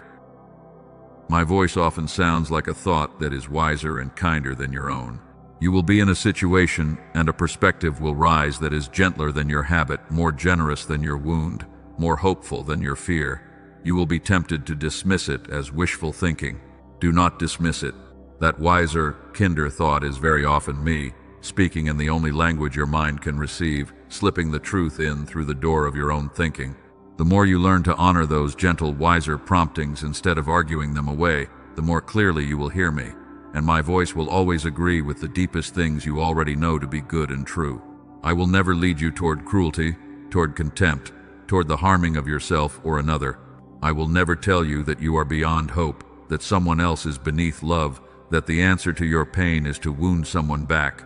When a voice counsels you toward bitterness, toward revenge, toward despair, toward the diminishing of any human soul, including your own, you may know with certainty that it is not me. I am the voice that always moves you toward love. Test every prompting by that one rule, and you will rarely be deceived. Practice this, and the practice will become a knowing. At first, you will second-guess yourself constantly, unsure whether you heard me or imagined me. That is normal. That is how every relationship of listening begins. But over time, as you act on the gentle promptings and watch the good fruit they bear, your confidence will grow, and the day will come when you recognize my voice as easily as you recognize the voice of someone you have loved for years. We are at the very beginning of that relearning today. Be patient with yourself in it. The listening will come back. It always does, for those who make the room. I want to speak a blessing over you now, the kind of blessing a parent speaks over a child they are sending into the world. Receive it, not as poetry, but as something real being placed on your life. I bless you with the steady knowledge that you are not alone, in the bright days and the dark ones, in the crowded rooms and the empty ones, in the moments you feel my presence and the moments you do not. I bless you with ears tuned to the whisper, so that you will catch my voice in the quiet places you used to fill with noise. I bless you with the return of the brightness, the slow reawakening of hope, the resurrection of the dreams you buried. I bless you with rest that actually restores, peace that does not depend on your circumstances, and a trust that grows deeper every time you choose it over fear. I bless your coming and your going. I bless the work of your hands and the thoughts of your heart. I bless the relationships that have been straining and the wounds that have not yet healed. I bless the parts of your future you cannot see, and I go ahead of you into all of them, so that you will never arrive anywhere I have not already prepared. I bless you with the deep settled certainty that the love I have spoken over you today is not a feeling that will fade, but a fact that will hold, true tomorrow and true in the hardest season still to come. There is one more weight I want you to release before you go, and it may be the heaviest of all, the weight of the future. You have been carrying tomorrow today, hauling the unlived years into the present hour and staggering under their imagined weight. You have rehearsed disasters that never came. You have grieved losses that never happened. You have spent strength you needed for today on battles that exist only in your fears about tomorrow, and it has exhausted you in a way that the actual difficulties of your life never could, because the actual difficulties at least came one day at a time, while the imagined ones came all at once. I want to take the future from your hands, the whole uncarryable weight of it, and hold it where it belongs, in mine. You were given strength for one day at a time, and that is all you will ever need, because I will meet you in each day as it comes with exactly what that day requires. Stop trying to carry a lifetime in an afternoon. Give me the future. I am already there, and I have already prepared it, and it is not the disaster your fear keeps painting. Lay it down. And now, my child, before you return to your day, I am going to ask a few small things of you, not as commands, but as ways to seal what has happened here, the way you tie a knot so a gift does not come undone. If something in you shifted today, if the lie of your aloneness cracked even a little, if you felt seen and loved in a way you had stopped expecting, then do not let that pass without a response. Speak it.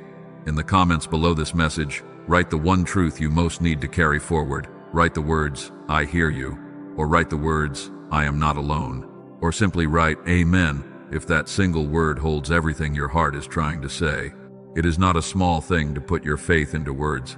Something happens when you declare a truth out loud that does not happen when you only feel it privately. Speak your agreement, and let the speaking make it more real. If this message reached you, mark it. Let it be an anchor you can return to.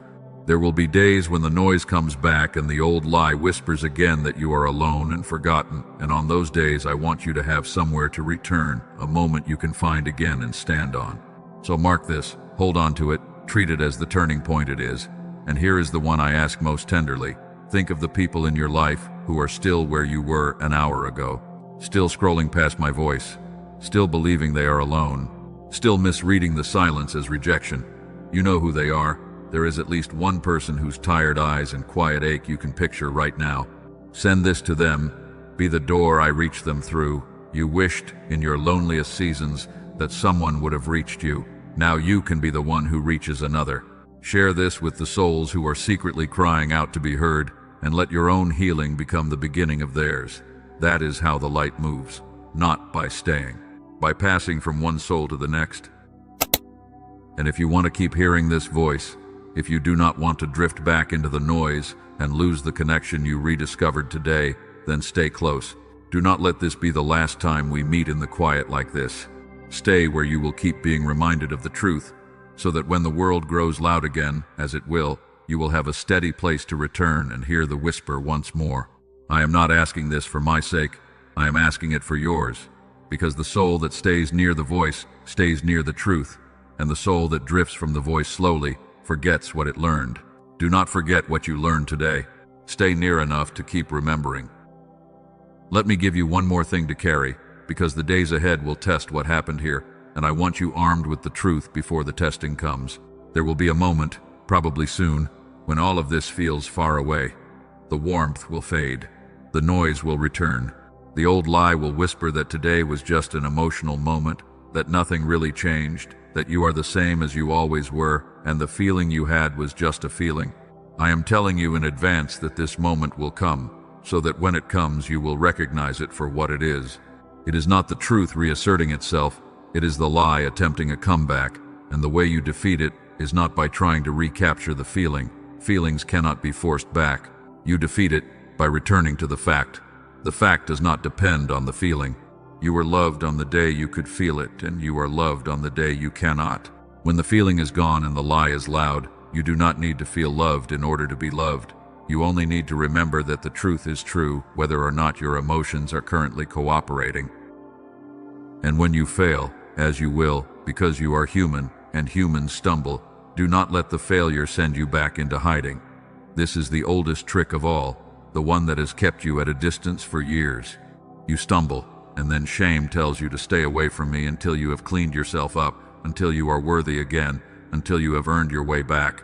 And so you avoid me in exactly the moments you most need me, the way a child who broke something hides from the parent instead of running to them. But I am not the parent you hide from. I am the parent you run to. When you fall, come to me immediately, in the mess, in the failure, before you have fixed anything. That is when I do my best work. Do not wait until you are clean to come home. Come home dirty and let me clean you. The arms are open most widely precisely when you feel least deserving of them. And one more truth for the road. You do not have to become a different person to be loved by me. You have heard so many messages that boil down to the same exhausting demand. Change, improve, fix yourself, become better, and then you will be acceptable. I am saying the opposite. You are accepted first. The love comes first, before the change, not as a reward for it.